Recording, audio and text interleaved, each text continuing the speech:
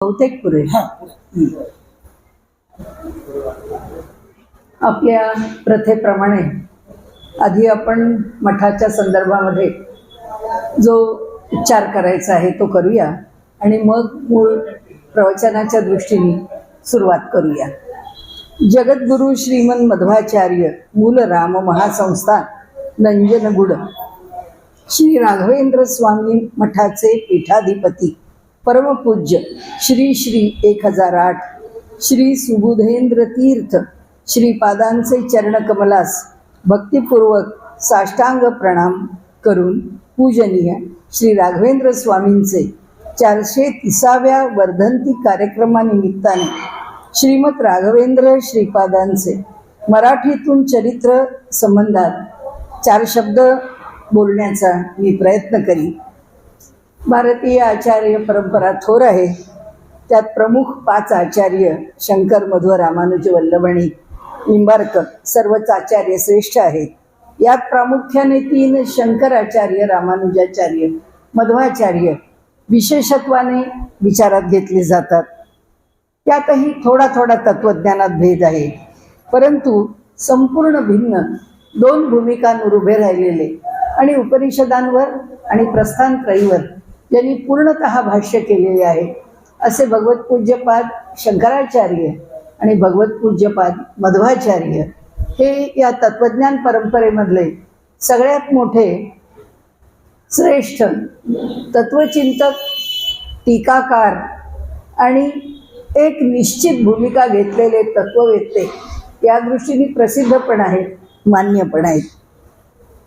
आणि शेवटी असं म्हटलं जातं की तत्वज्ञानाचा विचार करताना अद्वैतातले थोडे थोडे फरक सोडून शेवटी विचार करायचा तर पद्धत किंवा मार्ग किंवा आचार्यांच्या भूमिका 2च, एक भगवत पूज्यपाद शंकराचार्य आणि दुसरे भगवत पूज्यपाद मध्वाचार्य. ही भूमिका घेऊन साधारण तत्वज्ञानाची प्रामाणिकता जोखली जाते. असो, आता आपण आपल्या मूळ विषयाला सुरुवात करू. यामध्ये सुरुवात करताना वादे विजयशीलाय वरदाय वदार्थिनां वदान्य जनसिंहाय वरदेंद्राय ते नमो नमो नमः. पूज्याय राघवेंद्राय सत्यधर्मरताय च भजतां कल्पवृक्षाय नमितां कामधेनवे आपादमौलिपर्यन्तं गुरुनामाकृतिं स्मरेत् तेन विघ्नः प्रणश्यन्ति सिद्ध्यन्ति च मनोरथाः. श्री मूलरामार्पण विजयते. मी आपल्या विषयाला या ठिकाणी सुरुवात करते.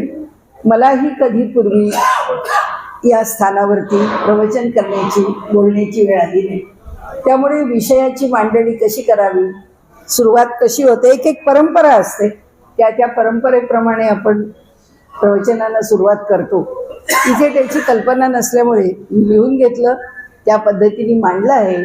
परंतु जे काही माझं चुकेल या संबंध याच्यात बोलण्यामध्ये ते आपण उदारमनाने क्षमा करा, सांभाळून घ्या आणि माझी चूक मला परत समजावून द्या.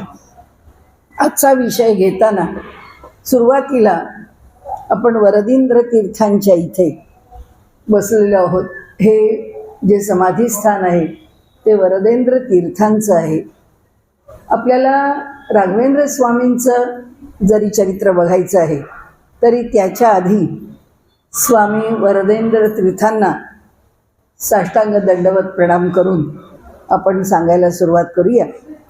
वास्तविक पाहता स्वामी वरदेंद्र तीर्थांची प्रस्तावना करायची तर आपल्याला असं म्हणता येईल की मध्वाचार्यांच्या परंपरेतले ते 24वे संत आहेत. त्यांनी अद्वैत मताला परास्त करून द्वैत मताची स्थापना करण्याकरता भारतभर भ्रमण पुष्कळ केलं, कार्यही पुष्कळ केलं. पण त्यांचं विशेष कार्य पुण्यामध्ये झालं. पुण्यामध्ये, महाराष्ट्रात मी आपल्याकडे जशी मठामध्ये येते तसं पहिल्यापासून म्हणजे जवळजवळ 50-60 वर्ष आम्ही जेव्हा ऐकतो तेव्हा सगळे लोक म्हणतात, अहो पुण्यामध्ये की नाही सगळे अद्वैतीच आहे. तत्वज्ञानाचा विचार कोणी द्वैत पद्धतीने करणारे भेटतच नाही. तेव्हापासून असं वाटत असे की खरं आहे, बरोबर आहे.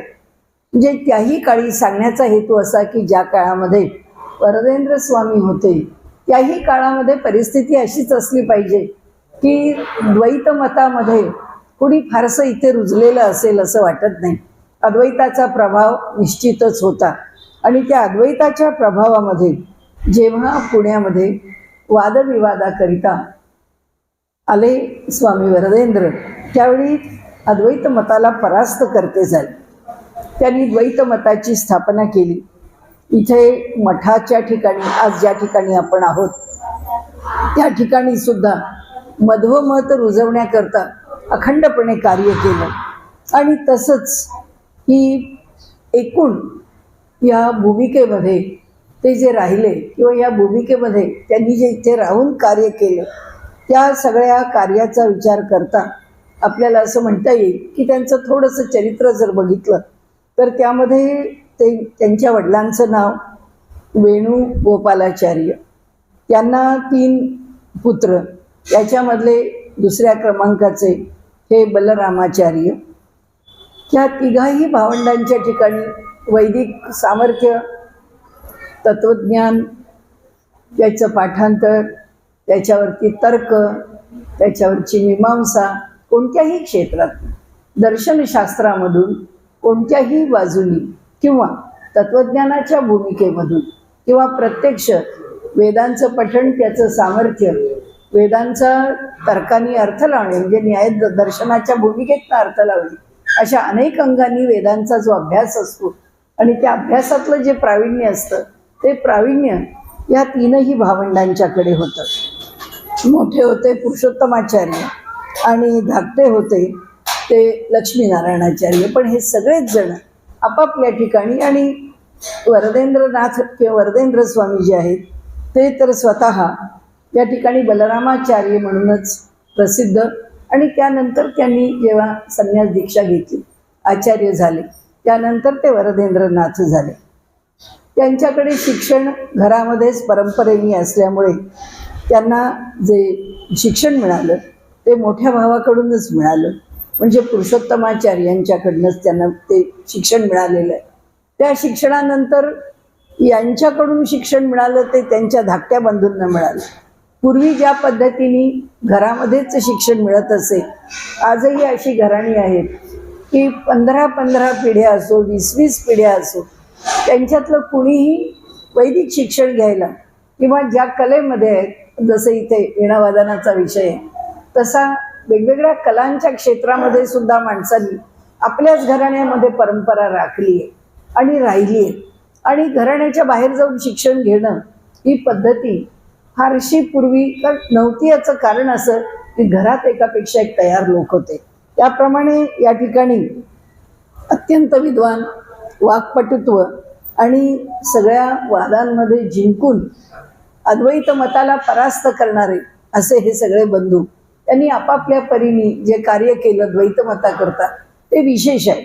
त्यामध्ये आणखीन सांगण्यासारखं म्हणजे पुण्यातला जो प्रसिद्ध भाग आहे की पुणे हे पहिल्यापासूनच विद्वानांचं माहेर घर आहे.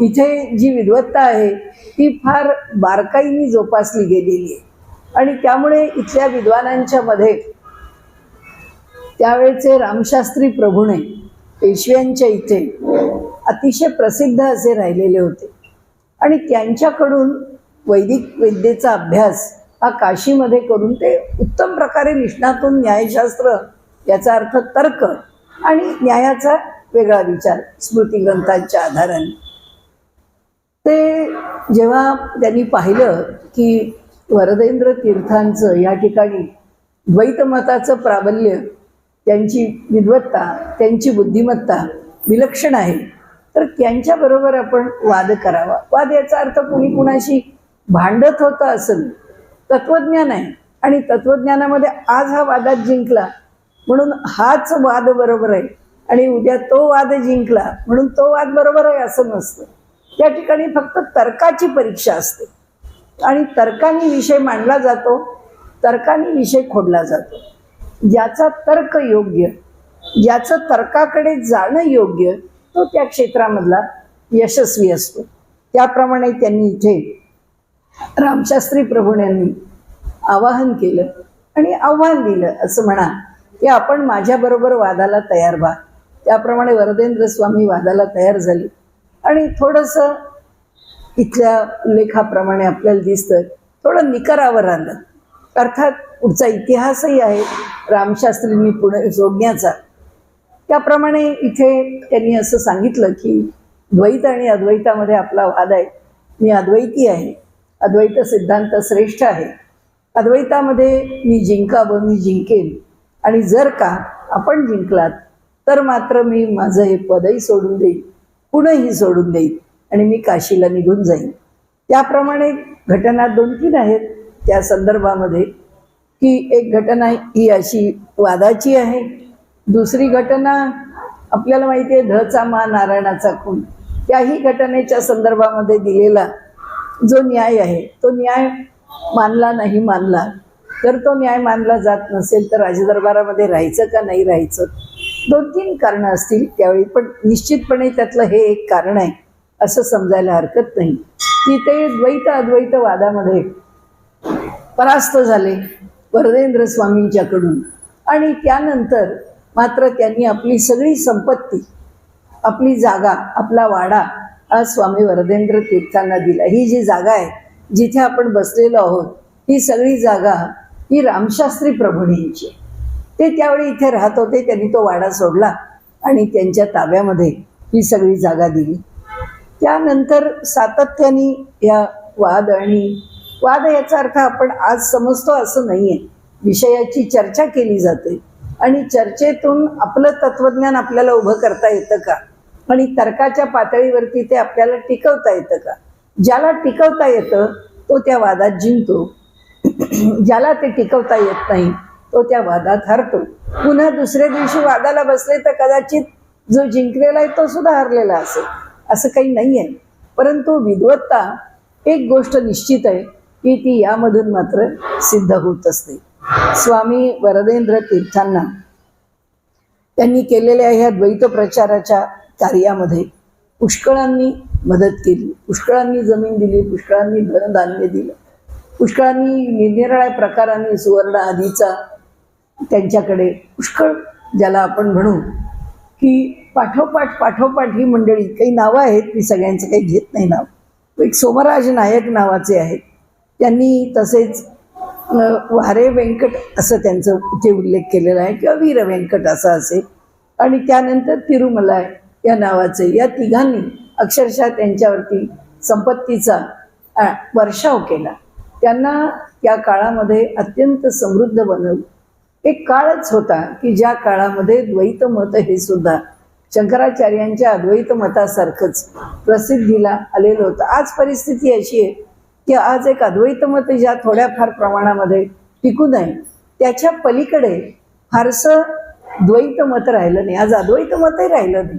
त्याचं कारण असं की या परंपरेमधून शिक्षण घेऊन आपल्या आपल्या मतांनी तत्वज्ञान मांडून समाजामध्ये पुढे जाणं हा भाग आता शिल्लक राहिलेला नाही. त्यामुळे ही जे द्वैतमताचं कार्य आहे ते कार्य जसं स्वामी वरदेंद्रांनी केलं त्याबरोबर त्यांनी एक फार मोठं कार्य केलेलं आहे.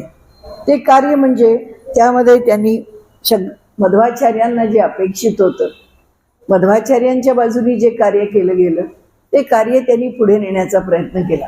मध्वाचार्यांनी 2 गोष्टी केल्या होत्या. एक गोष्ट अशी की तत्वज्ञानाच्या बाजूनी वेदांत पुढे न्यायचा आणि लोकांनी तत्वज्ञानाचा अभ्यास करावा, ही एक बाजू. आणि दुसरी बाजू अशी की कीर्तन परंपरा. त्या परंपरांना असं म्हटलं जातं की एक परंपरा आहे ती व्यास परंपरा आहे, दुसरी परंपरा आहे की नारद परंपरा किंवा हरदासी परंपरा आहे. तो हरिदास जो असतो तो भगवंताचं गुणगान गाण्याकरता भजन कीर्तनादींचा आश्रय घेतो, ही हरिदास परंपरा आहे. आणि व्यास परंपरा म्हणजे प्रवचनाची परंपरा आहे. या दोनही परंपरा त्यावेळी काही एकसारख्या प्रसिद्धीस नव्हत्या. आज ज्याप्रमाणे त्यांनी म्हटलंय तसं आपल्याकडे अजून मंदिरांमधून आपण त्या परंपरा टिकवल्या आहेत, ज्याचा मेळ घालण्याचं काम मध्वाचार्यांनी केलेलं आहे. वास्तविक पाहता लोकांच्याकडे कुठे नामस्मरण वगैरे होत असे तर कुठे पारायणादी होत असे, पण आपल्याकडे उत्सव महोत्सव करायचे म्हणजे प्रवचन झालंच पाहिजे, म्हणजे कीर्तन म्हणजे नामसंकीर्तन झालंच पाहिजे, ग्रंथादींचं वाचन हे केलंच पाहिजे. या 3-4 गोष्टींना पूर्णपणाने आग्रहाने स्वीकारलेलं आहे. आणि ही जी परंपरा आहे, ही परंपरा मध्वाचार्यांचं जे कार्य आहे ते कर्नाटक महाराष्ट्रामध्ये ज्या पद्धतीने अधिक झालं, त्या कर्नाटक महाराष्ट्राच्या परंपरेकरता जो विशेषत्वाने विचारात घेतलेला मठ आहे तो म्हणजे उत्तरादी मठ. आणि त्यामुळे त्या उत्तरादी मठाची जी परंपरा आहे ती परंपरा इथे विशेष रूपाने जास्त प्रसृत झाली, पसरली गेली. आणि त्या प्रचार प्रसारामध्ये आमच्याकडे जर कर्नाटक, महाराष्ट्र तसंच मराठवाडा या भागामध्ये जर आपण गेलात तर सर्वदूर ही परंपरा आपल्याला दिसेल की प्रवचनाशिवाय उत्सव होणार नाही, कीर्तनाशिवाय उत्सव होणार नाही, भगवंताच्या नामस्मरणाशिवाय म्हणजे भजनाशिवाय उत्सव होणार नाही. म्हणजे उपासनेची तीनही अंग जी व्यासांनी आणि नारदांनी जी प्रसारित केली आहेत किंवा प्रसृत केली आहेत त्या अंगांना वाढवणे हे काम किंवा मुळात जोपासणे हे काम मध्वाचार्यांनी केले. अर्थात मध्वाचार्यांचं चरित्र आपल्याला आत्ता पाहायचं आहे असं नाही, परंतु मध्वाचार्यांनी जी एक प्रकारची सुधारणावादी आजच्या लोकांच्या भाषेत बोलायचं तर जी भूमिका घेतली होती ती भूमिका आपण बघितली तर आपल्याला आश्चर्य वाटेल. ज्या पद्धतीने आज आपल्याला लोकांच्या मध्ये प्रसृत केलेले गैरसमज दिसतात द्वैतातले, असा कोणताही गैरसमज करून घेण्याचं कारण मध्व संप्रदायामध्येही विचारात घेण्याचं कारण नाही, शंकराचार्य परंपरेमध्येही विचारात घेण्याचं कारण नाही. या सर्व परंपरा आचार्यांनी आपापल्या पातळीवरती अत्यंत शुद्ध राखलेल्या आहेत.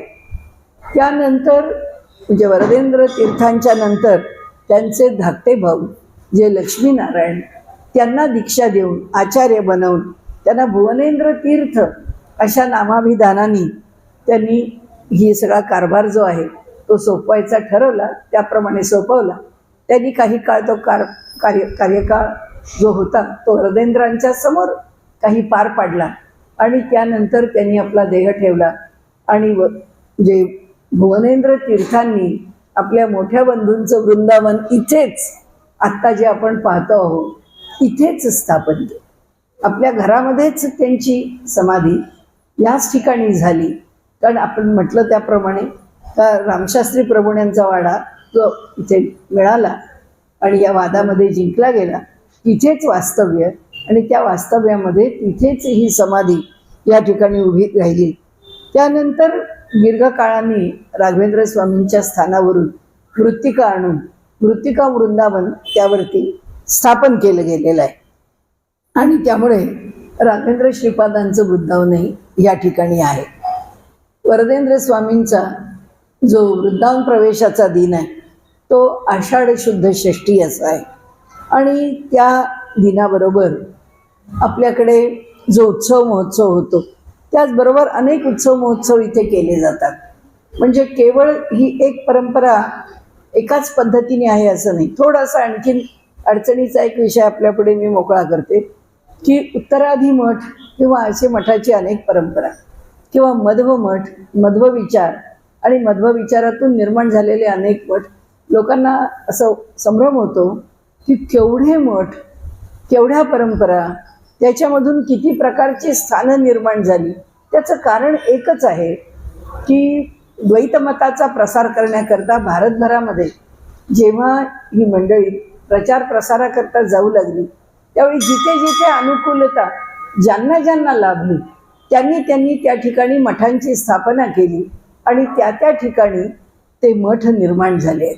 त्यामुळे परंपरा जवळजवळ 7-8 प्रकारच्या आहेत. एक गोष्ट आजही लिहिणारा किंवा एकूणच लक्षात घेतो ती अशी की इतके मठ आहेत म्हणून त्यांच्यात विवाद नाहीत, इतके मठ आहेत म्हणून हा मठ दुसऱ्या मठापासून वेगळा आहे असं नाही. सर्व ठिकाणी एकच भूमिका आहे आणि सर्व एकत्र येऊनच मठांचं कार्य करतात आणि त्यांच्यामध्ये पूर्णपणाने एक सौहार्द आहे. ही एक परंपरेची खूप मोठी लक्षात घेण्यासारखी गोष्ट आहे. नाहीतर आपण असं बघतो की एकाच स्थानावरती 2 तट असतात, तिथंच 2 प्रकारची मंदिरं तयार होतात. अशा प्रकारचे कुठल्याही प्रकारच्या अडचणी सुदैवाने या संप्रदायाला किंवा या परंपरेला आल्या नाही. त्याची कारणं वैयक्तिक मला 1 किंवा 2 वाटतात.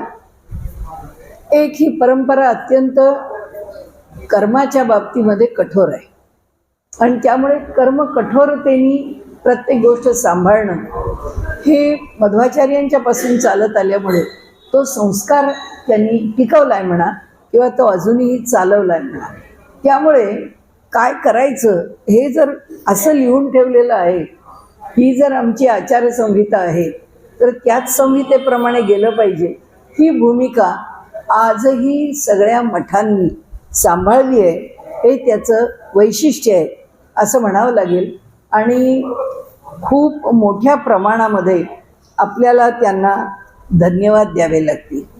इतकं सोपं नाही आहे. कोणत्याही मठाच्या इतक्या झालेल्या शाखोपशाखा एकत्र कार्यरत राहतात हे आपल्याला दुर्दैवाने भारतामध्ये इतक्या आपल्या परंपरा अद्वैत विचारांच्या असल्या तरीसुद्धा आपल्याला ते बघायला मिळत नाही. हे या संप्रदायाचं वैशिष्ट्य आहे. अनेक वैशिष्ट्य आहे, पण मध्वाचार्यांच्या पातळीवर जाऊन आपल्याला ती वैशिष्ट्य सांगायची नाही आहे किंवा मांडायची नाही, कारण आत्ता आपला तो विषय नाही. कारण राघवेंद्र स्वामींचं चरित्रच आधी इतकं मोठं आहे की बाकीच्या गोष्टींचा विचार करायला आपल्याला तितका वेळ मिळणं अवघड आहे. आपल्याला एक गोष्ट बघायची आहे ती म्हणजे राघवेंद्र स्वामींचं चरित्र जिथून सुरू झालं ते त्यांच्या वडिलांच्या पासून विचारात घ्यावं लागेल. कृष्ण भट्ट नावाचे त्यांचे वडील आणि ते त्या ठिकाणी आपल्या गुरूंच्या ठिकाणी जावं, तिथे राहावं, त्यांच्याबरोबर आपल्याला काही काळ देता यावा अशा प्रकारची भूमिका ज्यांच्या मनामध्ये होती. असे कृष्ण भट्ट स्वतः उत्तम वीणावादक. असं म्हटलं जातं की वीणावादन आणि अध्यात्म किंवा कला आणि अध्यात्म यांच्यामध्ये कुठेतरी अंतर आहे, परंतु भारतभरामध्ये परंपरा पाहिल्या तर सर्वदूर आपल्याला संगीत कला आणि अध्यात्म हे एकमेकांच्या पासून दूर आहेत असे काही वाटत नाही. आणि त्यामुळे आत्ता आपण जर पाहिलं तर एक गोष्ट आपल्याला ह्या चरित्राकडे बघताना वीणावादन कुटुंबामध्ये आहेच. वेदविद्या, वेदाभ्यास, वेदांगांचा अभ्यास कुटुंबामध्ये आहे. एक काळ जोपर्यंत द्वैत मताची स्थापना झालेली नव्हती तोपर्यंत अद्वैत मत सर्वदूर चालू होतं, हेही लक्षात घ्यावं लागेल. आता यामध्ये आपण जर बघितलं तर जिथून सुरुवात होते राघवेंद्र चरित्राची ती म्हणजे कृष्ण भट्ट. ते कृष्ण भट्ट ही उत्तम वीणावादक, उत्तम वैदिक, त्याचबरोबर ते राहिले ते कृष्णदेवरायांच्या राज्यामध्ये आणि कृष्णदेवरायांना ते स्वतः वीणावादन शिकवत असत. त्या विजयनगरच्या राज्यामध्ये एकेकाळी अत्यंत वैभव होतं. भारतातली जी वैभवसंपन्न राजघराणी होती त्यातलं एक हे विजयनगरचं साम्राज्य आहे. त्यामध्ये त्यांनी आपल्या आश्रयाला म्हणा किंवा आपल्या जवळ म्हणा कृष्ण भट्टांना ठेवून घेतलं होतं. त्यामुळे संपन्न स्थितीमध्ये होते, विद्वान म्हणून मान्यता होती, वादविवादामध्ये जिंकत होते आणि त्यांनी तुंडीर मंडल संस्थानामध्ये जे वैष्णवांचं मुख्य स्थान आहे ते कुंभकोणामध्ये ज्या ठिकाणी मध्वाचार्यांनी द्वैत मताची स्थापना केलेली आहे तिथे सुधींद्र तीर्थ नावाचे एक अधिपती संस्थानामध्ये होते. त्यांचं वैराग्य, ज्ञान, त्यांचा अधिकार फार मोठा होता. आता जेव्हा लक्षात आलं की हे विजयनगरचं साम्राज्य हे आता डळमळीत व्हायला लागलं, या ठिकाणी आपण या आश्रयांनी राहू शकत नाही, आपलं जीवन व्यतीत करू शकत नाही, त्यावेळी सुधींद्र तीर्थांचा आश्रय घ्यावा आणि तिथे आपण जाऊन राहावं म्हणून त्यांच्या संस्थानामध्ये राहण्याकरता हे कृष्ण भट्ट तिथून निघाले आणि तिथे जाऊन राहिले. तिथे राहिल्यानंतर या तिमण्णांनी त्या ठिकाणी काही काळ तिथे वस्ती केली.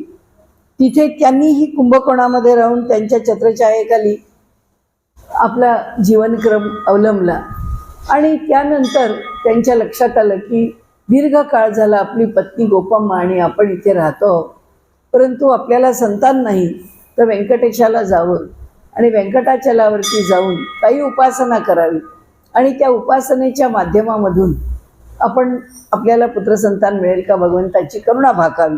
त्याप्रमाणे ते व्यंकटाचलाला गेले, तिथे जाऊन राहिले आणि त्यांनी तिथे राहून भगवंताची उपासना केली. त्या उपासनेनंतर भगवंत प्रसन्न झाले आणि त्यांनी विचारलं आपल्याला काय पाहिजे. तेव्हा त्यांनी सांगितलं की माझी इच्छा अशी आहे की मला पुत्रसंतान नाही, मला प्राप्ती व्हावी, संतान होईल म्हणाले. 2 अपत्ये त्यांना झाली. व्यंकम्मा नावाची कन्या झाली आणि गुरुराज नावाचा पुत्र. अशा दोघांच्या बरोबर ते राहत होते. पुन्हा सुधींद्र तीर्थांच्याकडे आले. काही काळ गेला.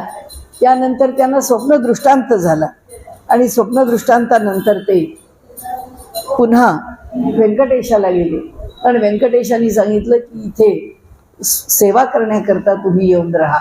त्याप्रमाणे तिम्हण्णा पुन्हा सेवेकरता तिथे जाऊन राहिली. 6-7 वर्षांची सेवा झाली. त्या सेवेनंतर त्यांना दृष्टांतही झाला की तुझी सेवा फळाला आली आहे, तुला काय पाहिजे आहे माग. तेव्हा त्यांनी सांगितलं, भगवंत आत्तापर्यंत असं होतं की तू माझा स्वामी आहेस, मी तुझा सेवक आहे, तू माझा तात आहेस, मी तुझा बालक आहे. आता उलट व्हावं की मी तुझा पिता व्हावा आणि तू माझा बालक व्हावं. ठीक आहे म्हणाले, तसंच होईल.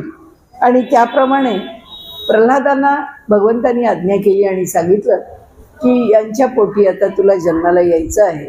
त्याप्रमाणे त्यांची जीवनाची भूमिका पक्की झाली. त्यांना पुत्र लाभ झाला. त्याचं नाव व्यंकटनाथ असं ठेवलं आणि त्यांच्याबरोबर ते पुन्हा तिम्हण्णा कुंभकोणाला आपल्या सुधींद्र तीर्थांच्या इथे काही काळ व्यंकटाचलावरती घालून पुन्हा परत आले. तिथे आल्यानंतर आता परिस्थिती कठीण होती, कारण आता कोणाचा आश्रय नव्हता. परिस्थिती बदलत चालली. पारतंत्र्यांनी सगळ्यांचंच एकूण जीवन बदलून गेलेलं होतं. त्यामध्ये हेही अशा स्थितीत होते. एक दिवस असा आला की आपल्याला आता महाकाळ बोलावतो आहे, ही भूमिका त्यांना संकेत रूपाने प्राप्त झाली. त्यांना कळलं की आता लवकरच काळ जवळ आला आहे. मुलाचं मौंजीबंधन नाही, मुलीचा विवाह, सगळ्या गोष्टी व्हायच्या आहेत, कसं काय होईल. पण त्यांनी त्या पद्धतीने विचार करून आपला लवकर निर्णय करून माझा प्रपंच मला लवकरात लवकर सुस्थिर करून मला पुढे जायचं आहे याचा विचार करून त्यांनी मुलीचं लग्न ठरवलं. मुलीचा विवाह झाला. मुलाला शिक्षणाकरता मुलीकडे ठेवलं आणि या व्यंकटनाथाचं उपनयन गुरुराजांनी केलं.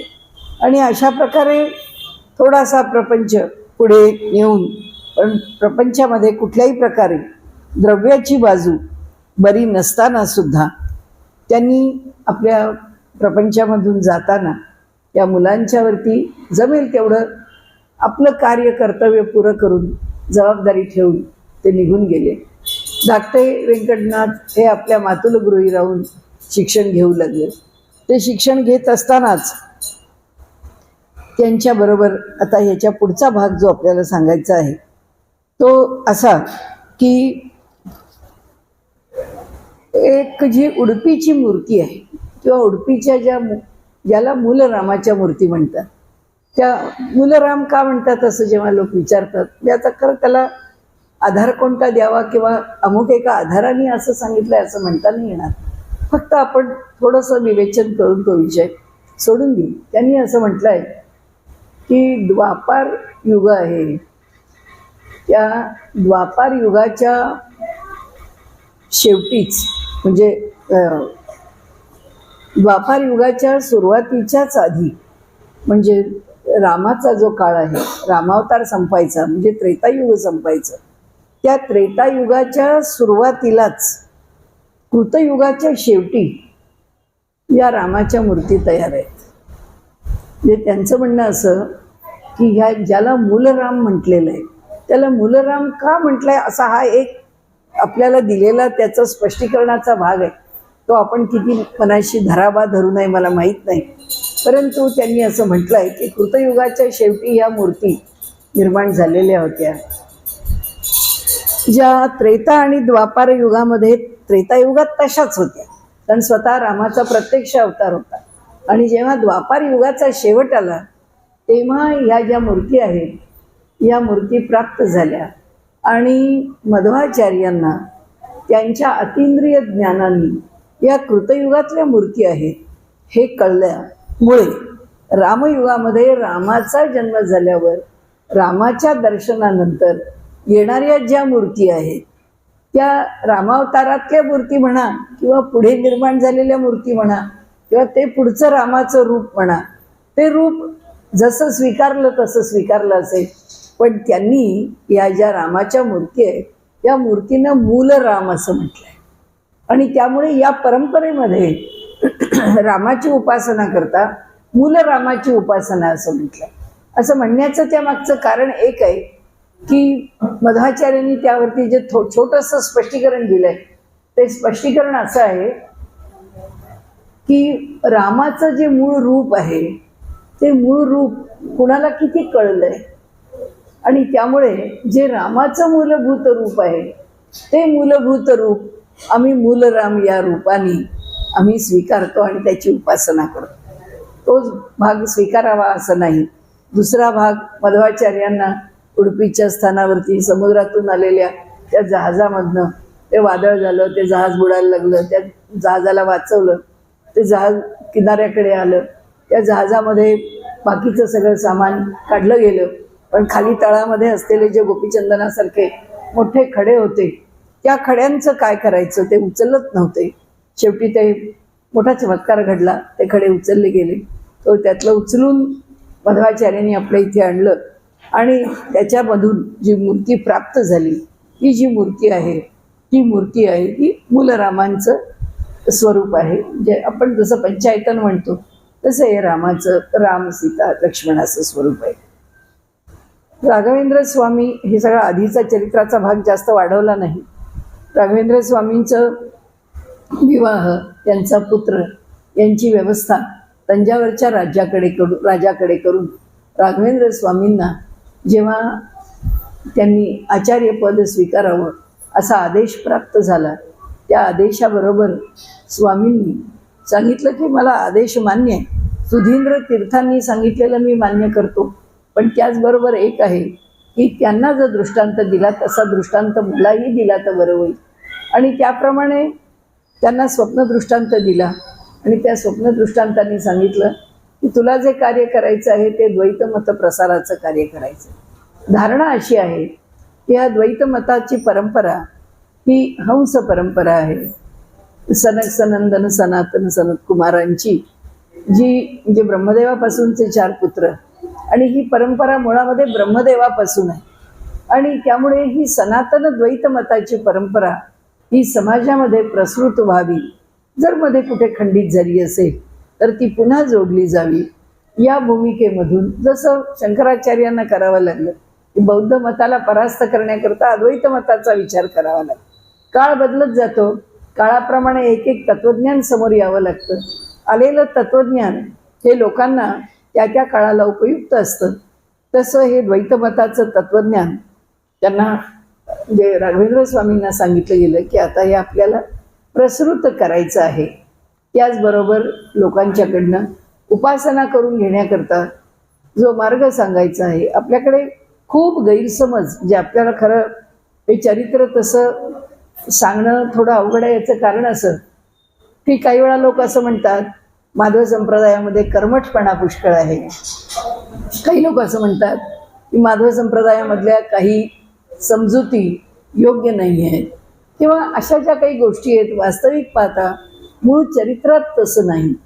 परंतु वादविवादामध्ये ज्यांनी त्यांनी आपली एक भूमिका आग्रहाने पुढे ठेवण्याकरता जी भूमिका स्वीकारली त्या भूमिकेतून त्यांनी जे घटना प्रसंग, काही परिस्थिती, काही समज, काही गैरसमज, मी त्याचा मुद्दा उच्चार करत नाही, परंतु वादाविवादामध्ये जे विषय समोर आले त्यामधून जे समज गैरसमज प्रत्येक संप्रदायाबद्दल निर्माण झाले, आपण जर मुळामध्ये पाहायला लागलो तर आपल्या लक्षात येईल की समज गैरसमजाला तर स्थान नाही आहे, पण अत्यंत प्रशस्त विचार द्वैत मतांनी मांडलेला आहे. जसा अद्वैत मताचा विचार आज सर्वदूर प्रशस्त म्हणून मानला जातो.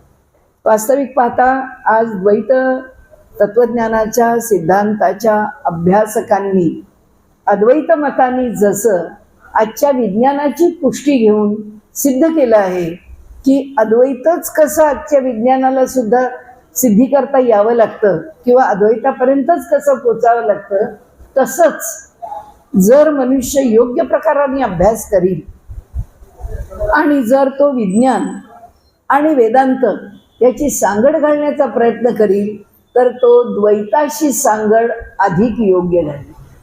कारण द्वैत तत्वज्ञानाची सांगड विज्ञानाशी घालणं आणि द्वैत तत्वज्ञानाची सांगड अध्यात्माशी घालणं आणि विज्ञान आणि अध्यात्म यांची एकत्र सांगड घालणं हे मध्वाचार्यांच्या तत्वज्ञानाचं मूळ वैशिष्ट्य आहे. त्यामुळे तिथे ओढाताण करावी लागत नाही. दुर्दैव असं आहे की द्वैत मताच्या करता पुढे आग्रहाने मतस्थापना फारशी झाली नाही. त्यामुळे असं झालं की अद्वैत मतांनी आपला उत्कर्ष प्रकर्ष आणि समाजावरती प्रभाव हा ठेवला. तर असो, सांगण्याचा हेतू असा की मूलरामाची जे मूलराम उडपीमध्ये मिळाले, स्थापन झाले, तिथे राघवेंद्र स्वामी दर्शनाला गेले आणि त्यांनी त्यांचं दर्शन त्यांना ज्या रूपामध्ये जाणवलं असेल, ज्या प्रकारचं ज्ञान झालं असेल, त्यामधून त्यांनी त्या मूलरामा संबंधाने जे स्पष्टीकरण दिलं, त्यांनी तिथे असं म्हटलंय की त्यांनी त्यांची समाधी लागली. त्या समाधी अवस्थेमध्ये मूलरामांनी त्यांना आदेश केला. त्याप्रमाणे त्यांनी मूलरामाला बघितलं. राघवेंद्र स्वामींना कृष्णरूप खूप आवडलं. उडपीचं कृष्णरूप इतकं आवडलं की ते त्यांच्या नजरेपुढे मूलरामाचं स्मरण करताना त्या कृष्णरूपात करत असत. असं वर्णन केलंय की राघवेंद्र स्वामी त्या कृष्णरूपामध्ये मूलरामाला पाहत होते. उडपी मठामध्ये दीर्घकाळ राहिले आणि तिथे राहून त्यांनी फार मोठी ग्रंथसंपदा निर्माण केली. ती चंद्रिका हा त्यांचा ग्रंथ खूप प्रसिद्ध आहे. ब्रह्मसूत्रावरती त्यांनी केलेलं सुबोध भाष्य तेही खूप प्रसिद्ध आहे. न्यायमुक्तावली, तंत्रदीपिका, नंतर सुधा. आता तर लोक सगळेच सुधा याचा आश्रय घेऊन आपलं तत्वज्ञान पुढे नेतात. असे जे ग्रंथ आहेत ते चंद्रिका प्रकाश आदी, परिमळ आदी ग्रंथ जे आहेत, एवढ्या ग्रंथांची निर्मिती त्यांनी उडपीत राहून केली. त्यांना उडपीचं विशेष प्रेम राघवेंद्र स्वामींना वाटत गेलं आणि त्यांनी जी प्रवचनं उडपीमध्ये राहून केली त्यामध्ये चंद्रिकेवरची प्रवचनं लोकांनी जी ऐकली त्यातून द्वैतमताच्या विषयी लोकांमध्ये अत्यंत एक अनुकूल मत आणि एक अत्यंत प्रभाव लोकांच्यावरती त्या मताचा पडला. सांगण्याचं कारण एवढंच आहे की राघवेंद्र स्वामींनी आपला दिग्विजय संबंध भारतभर एक ज्याला अप्रतिहत म्हणतो, कुठल्याही प्रकारच्या अडथळ्याशिवाय ते फिरत राहिले, अखंड भारतामध्ये फिरत राहिले, आपलं मत मांडत राहिले आणि आपल्या विद्वत्तेने आणि आपल्या अभ्यासाने ते राघवेंद्र स्वामींनी आपलं मत त्या ठिकाणी प्रकट केले. राघवेंद्र स्वामी उडपीहून म्हैसूरला आले. म्हैसूरला त्यांनी चातुर्मास करायचा ठरवला आणि चातुर्मासात तिथे काही काळपर्यंत राहिले. आषाढ शुद्ध एकादशी झालंच ना, चातुर्मासाची सुरुवातच झाली. त्यामुळे वैष्णवांना प्रिय असलेल्या त्या दिवशी जो म्हैसूरचा राजा आहे त्यांनी त्यांचा फार मोठा सत्कार केला आणि त्यांना त्या सत्कारामध्ये त्यावेळी पुष्कळ धन आदी अर्पण केलं. पुन्हा मध्वाचार्यांच्या चरित्रामध्ये लिहिलेलं आहे. आता इथे तर अर्पण केलं आहे राघवेंद्र स्वामींना, पण आपल्याला सांगायचं असं आहे की या मठांच्या परंपरा अशा आहेत की या परंपरांनी ते धन घेऊन आपल्या ठिकाणी त्या धनाचा संग्रह केला नाही आणि ते धन जे आहे ते धन आपल्या ठिकाणी ठेवून त्याचा वैयक्तिकही कोणता संग्रह, म्हणजे हे पद आहे, अधिपती आहे, त्या अधिपतींच्या नावावर ही संपत्ती राहिली. पुढील संन्यासी आपल्या नावाने आपली वेगळी संपत्ती ठेवत नाही, पण त्यांनी मठामध्ये कोणत्याही प्रकारे संपत्ती न ठेवता एक विशेषता मध्वाचार्यांची पुढे चालवली. ती म्हणजे अशी की समाजकार्य, लोकांचं हित पाहणं, समाज हितैषी असणं आणि समाजाची सेवा शुश्रूषा करणं. मध्वाचार्यांनी असं म्हटलंय, हाच खरा धर्म. धर्माचं वेगळं स्वरूप नाहीच. समाज सेवा, समाजकार्य, समाजाला मदत हेच धर्माचं श्रेष्ठ स्वरूप आहे असं मध्वाचार्यांचं प्रतिपादन असल्यामुळे या परंपरेमध्ये दीर्घ काळपर्यंत, आज आपल्याला माहिती नाही कसं काय चालतो कारभार ते, पण दीर्घ काळपर्यंत दिलेली जी संपत्ती आहे ती संपत्ती कधीही मठांनी आपल्याकरता ठेवून घेऊन मठाचं वैभव वाढवत ठेवलं नाही. हा एक त्यांचा विशेष भाग आहे. तसंच यांनी सुद्धा, राघवेंद्र स्वामींनी सुद्धा प्राप्त झालेले सगळे अलंकार मुलरामाला अर्पण केले. प्राप्त झालेली सगळी संपत्ती योग्य प्रकारे त्याचा विनियोग केला. त्यांच्या ठिकाणी एका भाविकाला खूपच अशी श्रद्धा निर्माण झाली आणि त्याला वाटलं की काही झालं तरी स्वामींच्या ठिकाणी आपण अनन्य भावाने शरण व्हावं आणि आपला जो देह आहे हा देह त्यांच्या चरणी समर्पित करावा. त्यांनी सांगितलं, स्वामी मला मोक्ष पाहिजे, मला मोक्ष द्या, मला मोक्ष द्या, मला मोक्ष द्या. त्यांनी सांगितलं ठीक आहे. काही काळ त्यांनी पाहिला आणि काही काळानंतर त्यांनी सांगितलं, आज तुला मोक्ष देतो, चितारच. त्याप्रमाणे म्हणजे मृत्यूनंतरची त्या शवाच्या दहनाची जशी चिता रचली जाते तशी चिता रचली आणि स्वामींनी त्याला बोलावलं आणि त्यांनी सांगितलं की हे बघ, आता या चितेमध्ये तुला उडी घ्यायची आहे, घेणार आहे? तो म्हणाला, हो, मला मोक्ष हवा आहे, मला तुमच्या हातून मोक्ष हवा आहे, त्यामुळे मला या चितेत उडी मारायचं वगैरे मला काही भय नाही. त्यांनी त्या चितेमध्ये उडी मारली. लोक सगळे आश्चर्यचकित झाले, म्हणाले हे काय बोलतच आहे स्वामींनी, हे काय त्या जिवंत माणसाला सांगितलं. तेव्हा स्वामींनी सांगितलं, गुरुचरणांना त्यांनी स्पर्श केला, त्यांनी चितेत उडी घेतली आणि ते म्हणाले, मोक्षाला हा कोणता मार्ग काढला हो तुम्ही, हा काय सुकर मार्ग आहे मोक्षाला जाण्याचा? त्यांनी सांगितलं, स्वामींनी सांगितलं, म्हणाले अहो आधी यातना भोगाव्यात तेव्हा मोक्ष मिळवावा. म्हणाले आता आश्चर्य असं आहे की तुमच्या डोळ्यांना कळणारच नाही ही गती काय आहे, काय स्वरूपामध्ये हा जीव पुढे जाणार आहे, मी सांगतो म्हणाले तुम्हाला. आणि बघा, आणि आकाशाकडे बघा, तो कुठे आहे? तर दिव्य विमानामध्ये बसून तो चाललेला आहे. त्याला कुठे या चितेच्या यातना आहे?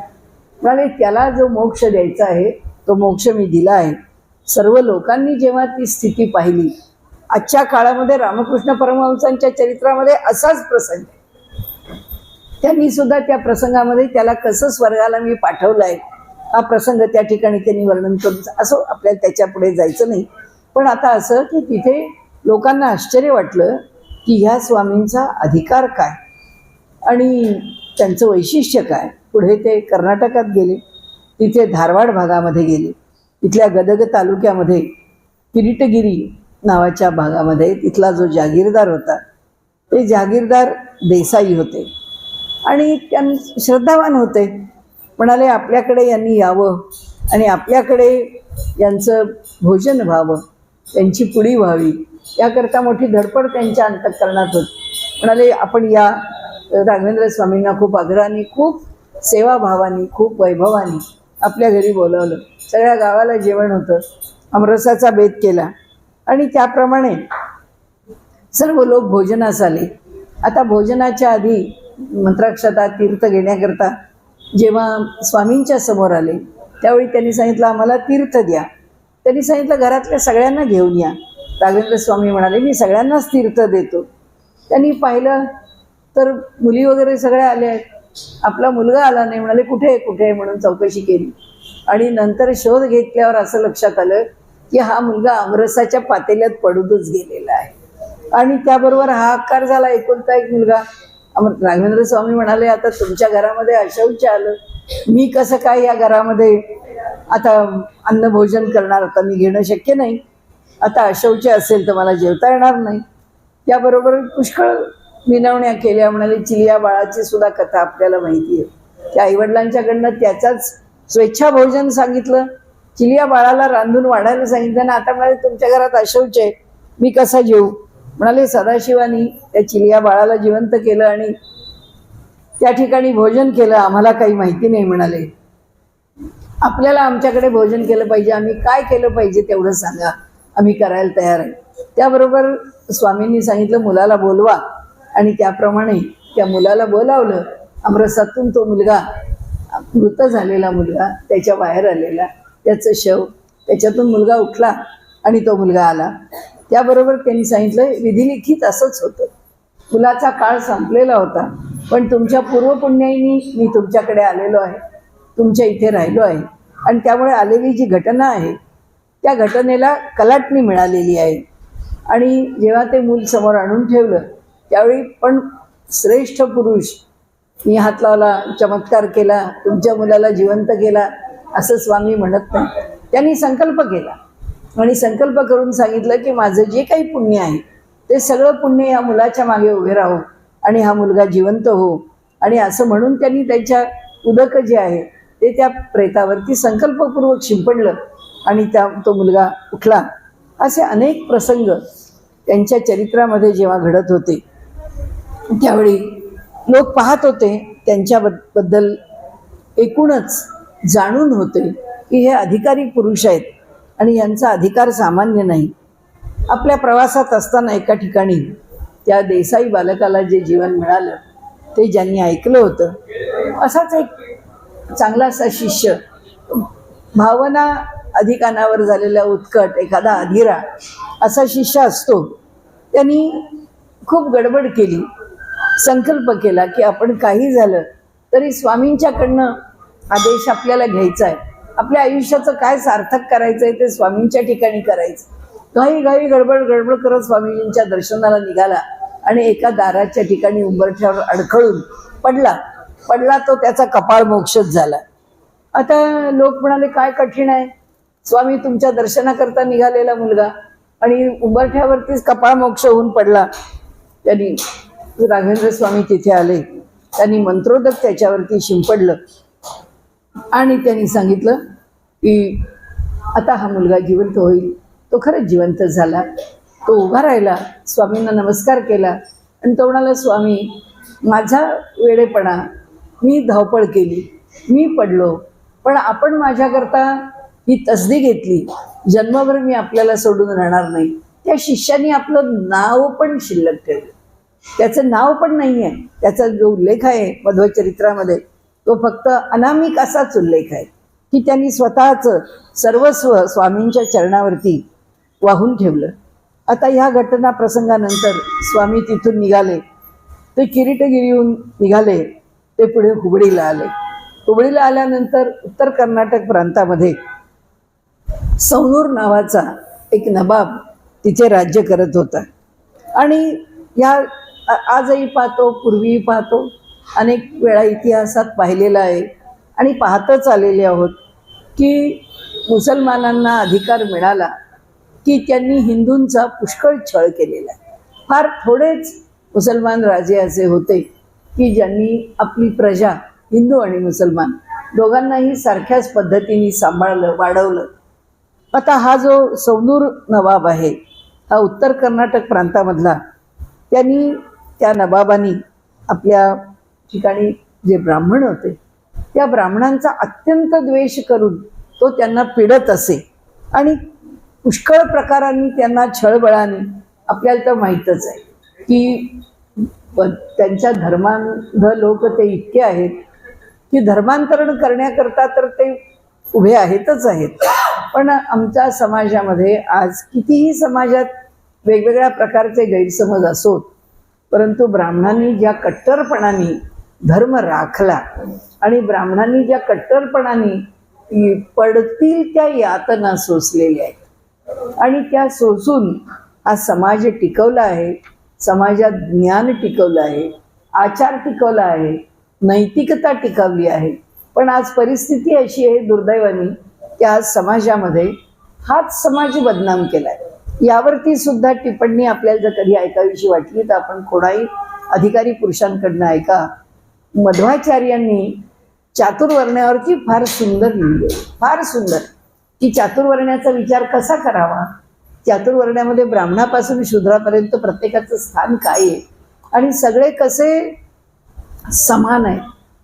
फार सुंदर आहे. आपल्याला तेवढा वेळ नाही म्हणून, परंतु द्वैत मताबद्दलचे जे अनेक गैरसमज आहेत त्याकरता म्हणून फक्त आपल्यापुढे मी जाता जाता ती टिप्पणी करते, विषयाला थोडंसं बाजूला करून. त्यांनी हा जो हुबळीचा नवाब आहे यांनी सारखाच ब्राह्मणांना छळण्याकरता वेगवेगळ्या प्रकारांनी त्रास देण्याचा तो प्रयत्न करत असे, वाटेल तसं बोलून त्यांचे अपमान करत असे. त्यांनी असं ठरवलं की हे कोण राघवेंद्र स्वामी आलेले आहेत इथे, त्यांच्यामुळे हे ब्राह्मण लोक त्यांच्याकडे जात आहेत आणि थोडे अधिक ज्याला काय म्हणू उत्साहात जरा दुर्बलता सोडून थोडे सबल झाल्यासारखे वागतायत, यांचाच काटा काढला पाहिजे. म्हणून त्यांनी असं ठरवलं की या राघवेंद्र स्वामींना सर्पदंश करूया. म्हणून अत्यंत जहरीला विषारी असा नागसर्प त्यांनी आणला, पेटाऱ्यामध्ये ठेवला आणि कोणत्या वेळी यांना आपल्याला त्याचा डंख करण्याकरता अनुकूल काळ लावेल याची वाट बघत होता. त्याच्यामध्येच असं झालं की त्या पेटाऱ्यातून तो सर्प बाहेर आला. त्या नवाबाला त्यांनी दंश केला आणि त्याबरोबर वेदना असह्य झाल्या, आरडाओरडा सुरू झाला. त्यांनी सांगितलं, आता काही करा, माझ्याकरता उपाय करा. इतर अनेक उपाय करत गेले, पण सगळे उपाय थकले. त्यावेळी त्याच्या लक्षात आले की हा जो कोणी साधू आहे, त्या पुरुषाला मी जो त्रास देतोय, त्या साधू पुरुषाला शरण गेल्याशिवाय काही आपलं खरं नाही. आणि त्यामुळे त्यांनी आपल्या लोकांना सांगितलं की जा बाबा, नोकरा चाकरांनी जाऊन त्यांना घेऊन या इथे आणि काही करा आणि माझ्यावरची ही आपत्ती आहे ती दूर करा. स्वामींच्याकडे आल्यानंतर स्वामींनी काय असं म्हणताना आपल्याला मारण्याकरता साप आणला होता. ठीक आहे म्हणाले, त्या नवाबाला इथे घेऊन या आणि त्या सर्पाला पण घेऊन या. आणि त्याप्रमाणे आता तोपर्यंत त्या नवाबाचा मृत्यू झाला होता. तो मृत्यू झालेला नवाब आता त्या मशिदीमध्ये नेऊन त्याची शवपेटिका वगैरे सगळं सुरू झालं होतं. त्यांनी त्या शवपेटिकेसहित तो नवाब आणि ज्या पेटीमध्ये त्या नागाला ठेवलंय, सर्पाला ठेवलंय, तो सर्प, असं दोघांनाही ते घेऊन आले. राघवेंद्र स्वामींनी सांगितलं की म्हणाले, काजी तुम्ही आता इथे या, तुमच्या त्या शवपेटिका आणि जी काही तुमची पद्धती आहे, या पद्धतीने ते सगळं संपवत आणलेलं आहे, ते सगळं दूर करा. त्यांचा देह जो आहे तो बाजूला करा. आणि आता शवपेटीमधला ठेवलेला त्या नवाबाचा देह बाहेर काढला आणि त्या सर्पाला सांगितलं की बाबा रे, तुझा हा गतजन्मीचा वैरी असेल, पण आता त्याला मोकळा कर आणि जा, जिथे डंख केला आहेस ना तिथून सगळं विष काढून घे. आणि त्याप्रमाणे नवाबाच्या देहातलं ते सगळं विष शोषून घेतलं आणि त्यांनी स्वामींना नमस्कार केला त्या सर्पाने आणि तो आपल्या पेटाऱ्यामध्ये जाऊन बसला. आणि त्या ठिकाणी हा राजा जो आहे तो काहीही झालं नाही अशा प्रकाराने तो उठून बसला. त्याला मोठं आश्चर्य वाटलं, पश्चात्ताप झाला. म्हणाला, मी ब्राह्मणांच्या जमिनी घेतल्या आहेत, त्यांना इतकं छळलंय, इतका त्रास दिलाय, पण आज आपण मात्र माझ्यावरती अशी कृपा केली. म्हणाले, मी आपला उपकार तर विसरणार नाहीच. पण त्यांनी अनेक प्रकारांनी त्यांच्याकडे संपत्ती, त्याबरोबर जमिनी, धन, अशा अनेक गोष्टी वेगवेगळ्या स्वरूपामध्ये धनाच्या त्यांनी त्या ठिकाणी दिलेले आहेत. नंतर म्हैसूरमध्ये आपल्याला आजही आहे तो पंथ, बसवेश्वरांनी स्थापन केलेला जो लिंगायत पंथ आहे. त्या लिंगायत पंथामध्ये काय होतं, छोटे छोटे पंथ जेव्हा निर्माण होतात तेव्हा प्रत्येकाचा एक अभिनिवेश असतो की आपल्या पंथाचा प्रसार व्हावा आणि त्या प्रसाराकरता माणसं कोणत्याही विपरीत मार्गाचा अवलंब करतात. तसे हे जे लिंगायत आहेत, या लिंगायत व्यापाऱ्यांच्या मधल्या लोकांनी ब्राह्मणांना आणि इतर समाजाला त्रास द्यायला सुरुवात केली. त्यांच्या जमिनी काढून घे, त्यांना छळबळांनी त्यांना अडचणीत आण. आता ह्या धर्माभिमानी लोकांनी अशा प्रकारे जेव्हा त्रास द्यायला सुरुवात केली, ब्राह्मणांना खेड्यापाड्यातनं जगणं आपण बघतोय. बंगाल गेलाय, पंजाब गेलाय, आपल्याकडे काय गेलं नाही आहे. सगळी आपली किनाऱ्यावरची म्हणजे आपल्या सगळ्या ज्या सरहद्दीवरचे सगळे जे भाग आहेत, सगळे भाग गेलेत. कसे गेलेत? असेच गेले. छळबळाने हळूहळू हळू करत, धर्मांतरण करत करत त्या लोकांना जगणं अशक्य करत करत इतक्या वर्षांच्या दीर्घ काळामध्ये भारतच नाही, सगळ्या जगाला समस्या निर्माण झाली आहे की ज्या प्रकाराने आपली संख्या ते वाढवत आहेत, त्याबरोबर या जगामध्ये इतर लोक कसे राहतील. इथेही तसंच आहे. ज्या ज्या वेळी असे प्रसंग निर्माण होत चालले, आपण म्हणू मग ह्या सगळ्या साधू संतांनी त्या थोड्याशाच वेळामध्ये हे सगळं कानी पूर्ण करून टाकलं आणि त्यांनी कानी यांना परास्त, यांची जर एवढं सामर्थ्य होतं, ताकद होती, तर यांनी करून टाकायचं होतं या सगळ्यांना नष्ट आणि करायचं होतं आपला धर्म मोकळा. असं होत नाही. त्याचं कारण असं आहे की शेवटी कर्म हे ह्या पृथ्वी तलावरती जगणाऱ्या माणसाला जगण्याचं असलेलं एक कारण आहे, मूळ कारण आहे की कर्म आमचं जसं आहे, त्या राष्ट्राचं कर्म आहे, त्या लोकांचं कर्म आहे, त्या समाजाचं कर्म आहे. कारण त्यांनी केलेल्या ज्या चुका त्या सगळ्या आम्हाला भोगा. आज आम्ही कोणाच्या चुका भोगतोय? आमच्याच लोकांच्या चुका भोगतोय. आज 75 वर्षानंतर आज आमच्याकडे जी विपरीत परिस्थिती आहे, कोणी दुसऱ्यांनी आणलेलीच नाही, आम्हीच आणलेली आहे. आज मी XYZ नाही आणली, तर दुसऱ्या ABCनी तर आणली आहे. कुणीतरी दुसरं आहे, पण आणणारा माणूसच आहे ना. त्या कर्माची फळं तर माणसाला भोगावीच लागतात ना. आणि त्यामुळे आपल्याला असं वाटतं की हे सत्पुरुष जन्माला आले तर ते एका क्षणामध्ये का नाही सगळं आलबेल करत. ते नाही करू शकत, ते नाही करत. कारण निसर्गाचा जो सिद्धांत आहे त्या सिद्धांताला डावलून मनुष्याचं जीवन बदलण्याचा अधिकार कुणीही घेतलेला नाही. ब्रह्मसूत्रामध्ये त्याच्यावरती लोकाधिकरण म्हणून आहे की वर्ज्य आहे. लोकांच्या मध्ये कोणताही व्यवहार करताना साधू संत सुद्धा एका मर्यादेमध्येच आपला सामर्थ्य, आपला असणारा जो सद्बुद्धीचा, सद्विवेकाचा, कल्याणाचा जो भाग आहे एका मर्यादेपर्यंत वापर. याला सद्बुद्धी द्यायची आहे ते देणार नाहीत, कारण त्यांना माहिती आहे त्याचं पाप अजून पुष्कळ आहे. ते सगळं त्यांनी छळबळाने आपल्या अंगावरती ओढवून घेऊन त्याला याच्यापेक्षा वाईट पद्धतीने ते पाप फेडायचं. किंवा हा छळबळ दुसऱ्याचा करतोय तर तो दुसरा जो आहे त्यांनी सुद्धा इतकं काही वाईट करून ठेवलंय की त्या छळबळामुळे तो सुधारेल. म्हणजे शेवटी असं आहे त्याचे हिशेब आहे. आणि त्यामुळे लोकव्यापाराधिकरण असं नाव ब्रह्मसूत्रामध्ये आहे. वर्ज्य आहे, लोकव्यापार वर्ज्य आहे. म्हणून कधीही साधू संतांच्या बद्दल मनामध्ये एक शंका आणू नये की अहो इतकं सगळं बिघडत चाललेलं ह्यांना दिसत नव्हतं, इतकं सगळं घडत असताना यांनी बदलू नये का, यांनी का नाही बदललं. ते त्या परिस्थितीच्या मर्यादेतच बदलतील, त्याच्या पलीकडे बदलणार नाही. त्याचं कारणही ईश्वराच्या व्यवस्थेमध्ये सत्पुरुष कधीच ढवळाढवळ करत नाही. इथे राघवेंद्र स्वामी आल्यावर लोकांनी साकडं घातलं. त्यांनी सांगितलं की हे जे ब्राह्मण आहेत या ब्राह्मणांना जो त्रास झाला तर ते सगळे त्रास आपण का बरं दिले. आपण पण एका पंथाचे आहात आणि आपला जर पंथ आहे लिंगायत तर यांचा वैष्णव पंथ आहे किंवा वैदिक धर्माचे अनुयायी आहेत, त्यांना आपण का त्रास देता. तेव्हा त्यांनी सांगितलं नाही असं नाही आहे, ते तुम्ही जे काय तत्वज्ञान वगैरे बोलता ना ही भाषा मला काही कळत नाही. माझी भाषा एकच आहे, तुम्ही चमत्कार करून दाखवा तर मी गप्प बसीन आणि या तुमच्या ब्राह्मणांच्या जमिनी देईन, नाहीतर मी काही देणार नाही. ते म्हणाले काय अपेक्षा आहे तुमची. म्हणाले हे लाकडाचं खोड आहे, या लाकडाच्या खोडाचं झाड व्हावं, आंब्याचं वृक्ष व्हावा आणि त्या आम्रवृक्षाला आंब्याची फळं लागावीत आणि त्याचा रस चाखायला मिळावा, होईल म्हणाले. आणि त्याप्रमाणे त्या लिंगायत माणसाला त्यांनी ज्या कट्टरपणाने तो सगळ्यांना त्रास देत होता त्याचा कट्टरपणा कमी व्हावा, सौम्य व्हावा आणि या सर्वांच्यावरचं संकट टळावं म्हणून स्वामींनी त्या ठिकाणी त्या लाकडाला कोंब फुटले, आंब्याचं झाड झालं. पाहता पाहता तिथे आंबे आले, त्या आंब्यांचा रस काढला आणि त्या यांना सांगितलं की बाबा बघा, खाऊन बघा, आंब्याचाच रस आहे ना, तुला पटल्यानंतर तू मान्य कर. आणि ते सगळं बघितल्यानंतर तो घाबरला. मग म्हणाला माझं चुकलं, मी अपराध केले, मला क्षमा करा. त्यांनी त्या ब्राह्मणांच्या जमिनी त्यांना परत केल्या आणि त्यावरती आपलं प्रायश्चित्त म्हणून त्यांनी काही दक्षिणा पण तिथे समर्पित केली. आणि अशा प्रकाराने वेगवेगळ्या खूप खूप म्हणजे खूप प्रसंग आहे.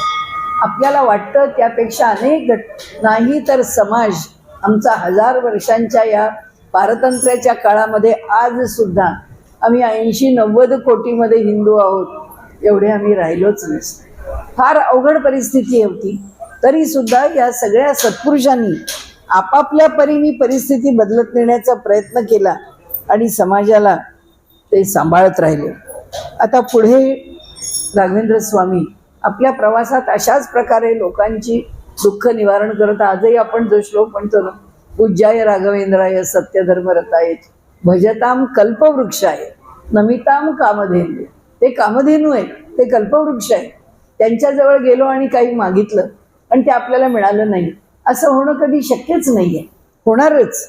जे आपण मागतो आहोत किंवा जे घडतं आहे त्या घडण्यामध्ये जी प्रतिकूलता आहे ती दूर करण्याचं सामर्थ्य त्यांच्या इथे आहेच आहे. आमच्या जीवनातली प्रतिकूलता, मी आपल्याला म्हटलं तसं, काहीही टोकाचं मागायला गेलो तर सत्पुरुष पण देणार नाही. आपल्या प्रारब्धाचा मर्यादित भाग निश्चित बदलून देते, कितीतरी बदलून देते. परंतु मनुष्य काही भलतीकडे जर मागू लागला तर ते तसं होणार नाही. असो, त्यांच्या प्रवासामध्ये ते पंढरपूरला गेले. पंढरपूरमध्येही कमी विद्वान लोक नाही आहेत, आपापल्या सगळे अद्वैती आहेत आणि अद्वैत मताचा प्रसार ज्या पद्धतीने करणारे आहेत, असे मोठे अभिनिवेशाने प्रसार करणारे लोक आहेत. त्यांनी पंढरपूरमधल्या त्या विद्वानांच्या बरोबरही मोठा वाद केला. त्या वादानंतर आपण पुन्हा पुन्हा म्हणतोय तेच की वाद या शब्दाचा विपरीत अर्थ नाही. आपली भूमिका आपल्या तर्काने मांडणं, समोरच्यानी आपली भूमिका आपल्या तर्काने मांडणं. ज्याची भूमिका टिकते तो त्या वादात जिंकतो, ज्याची भूमिका टिकत नाही तो त्या वादात हरतो. त्याप्रमाणे पंढरपुरामध्ये द्वैत मताचा या ठिकाणी बऱ्यापैकी एक प्रभाव निर्माण झाला. अगदी अलीकडच्या काळामध्ये सुद्धा ज्यांचं वर्णन केलं जातं, वरखेडकर घराणं आहे तिथे, त्या घराण्याचं मोठेपण पंढरपुरामध्ये आजही सांगितलं जातं. आणि आचारनिष्ठ, अत्यंत पवित्र आचरण जेव्हा त्यांनी आपला देह ठेवला त्यावेळी यांची इच्छा होती की पंढरपुरामध्ये चंद्रभागा आहे, चंद्रभागेच्या किनाऱ्यावर आहे, दर्शन तिचं व्हावं, तिच्या ठिकाणीच देह पडतो आहे आपला आणि साक्षात पांडुरंगाच्या ठिकाणी आहे, घरात आहेत, देह घरात भगवंताच्या समोर ठेवला आहे. आपल्याला आश्चर्य वाटेल, चंद्रभागेला पूर आला, पायऱ्यावर चढल्या गेल्या पाण्याने, त्यांच्या घराच्या, त्यांच्या देहाला जलाने स्पर्श केला चंद्रभागेने आणि पूर उतरला, चंद्रभागा निघून गेली. इतकी एकापेक्षा एक घराणी, एकापेक्षा एक श्रेष्ठ अशी माणसं होऊन गेली आहेत की ज्यांनी आपल्या आचरणाने आपलं पावित्र्य आणि शुद्धता सिद्ध केली आहे आणि त्याच्यातून एक मोठं सामर्थ्य उभं केलेलं आहे. आता त्यांनी इथे म्हटलंय की राघवेंद्रांनी या सगळ्या स्वामीजींनी या सगळ्यांशी वादविवाद करून किंवा सर्व ठिकाणी जाऊन द्वैत मताची स्थापना करण्याकरता जे जे करावं लागेल, काय फक्त वादामुळेच मत स्थापन होतं असं नाही, समाजाला प्रबोधन करावं. फार सुंदर उपदेश आहे.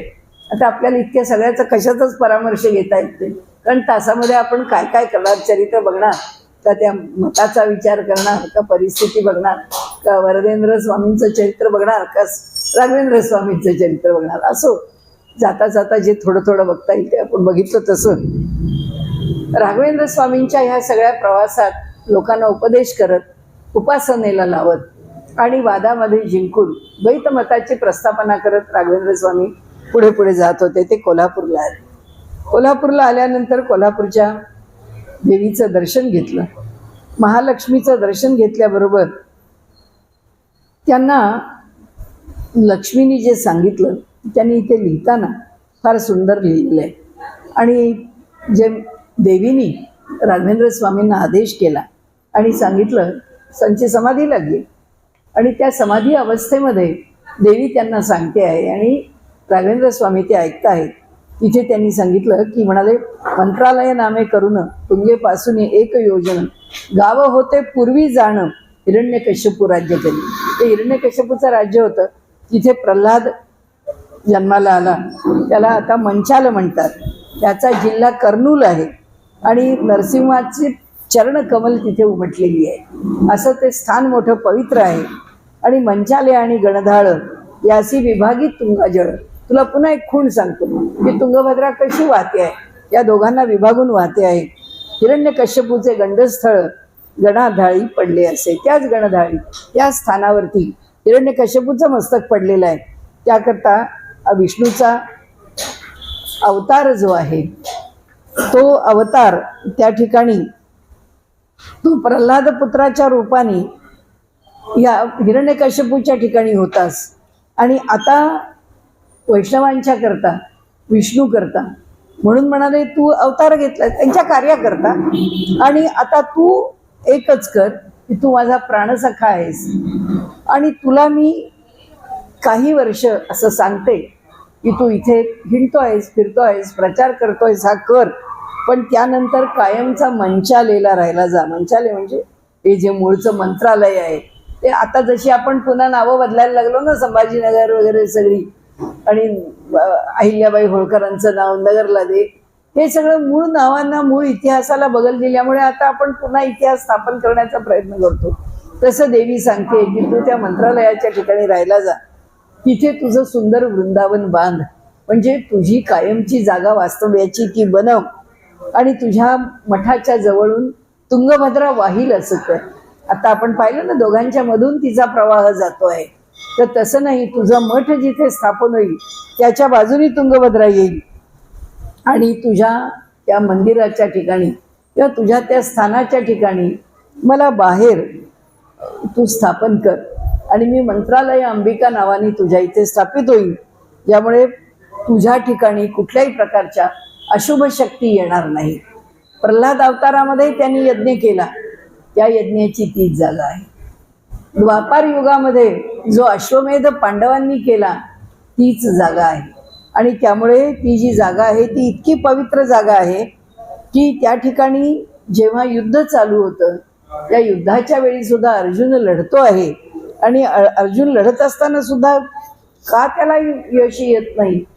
श्रीकृष्णांनी सांगितलं, अर्जुना अरे तू ज्याच्यावर उभा आहेस की ही यज्ञाची जागा आहे, या यज्ञकुंडाच्या ठिकाणी असं यश आहे की या यशाच्या स्थानावरती तुला तो कितीही साधा असला तरी सुद्धा त्या शत्रूला तुला जिंकता येणार नाही. युक्तीने त्याला बाजूला कर आणि तू जिंक. असं काही जे ध्यानामध्ये अंबिकेनी राघवेंद्र स्वामींना सांगितलं. म्हणजे थोडक्यात काय, तुझी समाधी कशी असेल, ती कुठे घ्यावीस, तू कसा राहावास, त्यामध्ये मी कसं असावं, हे सगळं काही त्यांनी सांगितलं. आता राघवेंद्र स्वामी म्हणाले, तू मला समाधीच सांगितलंस, तुझं प्रत्यक्ष दर्शन नाही झालं, तू मला तुझं प्रत्यक्ष दर्शन घडव. आणि त्याप्रमाणे राघवेंद्र स्वामींना दर्शन झालं आणि दर्शन झाल्यानंतर त्यांनी पुन्हा अंबिकेची स्तुती केली. फार काही त्या स्तुतीतला भाग वाचत नाही, पण एक थोडासा वाचून दाखवते.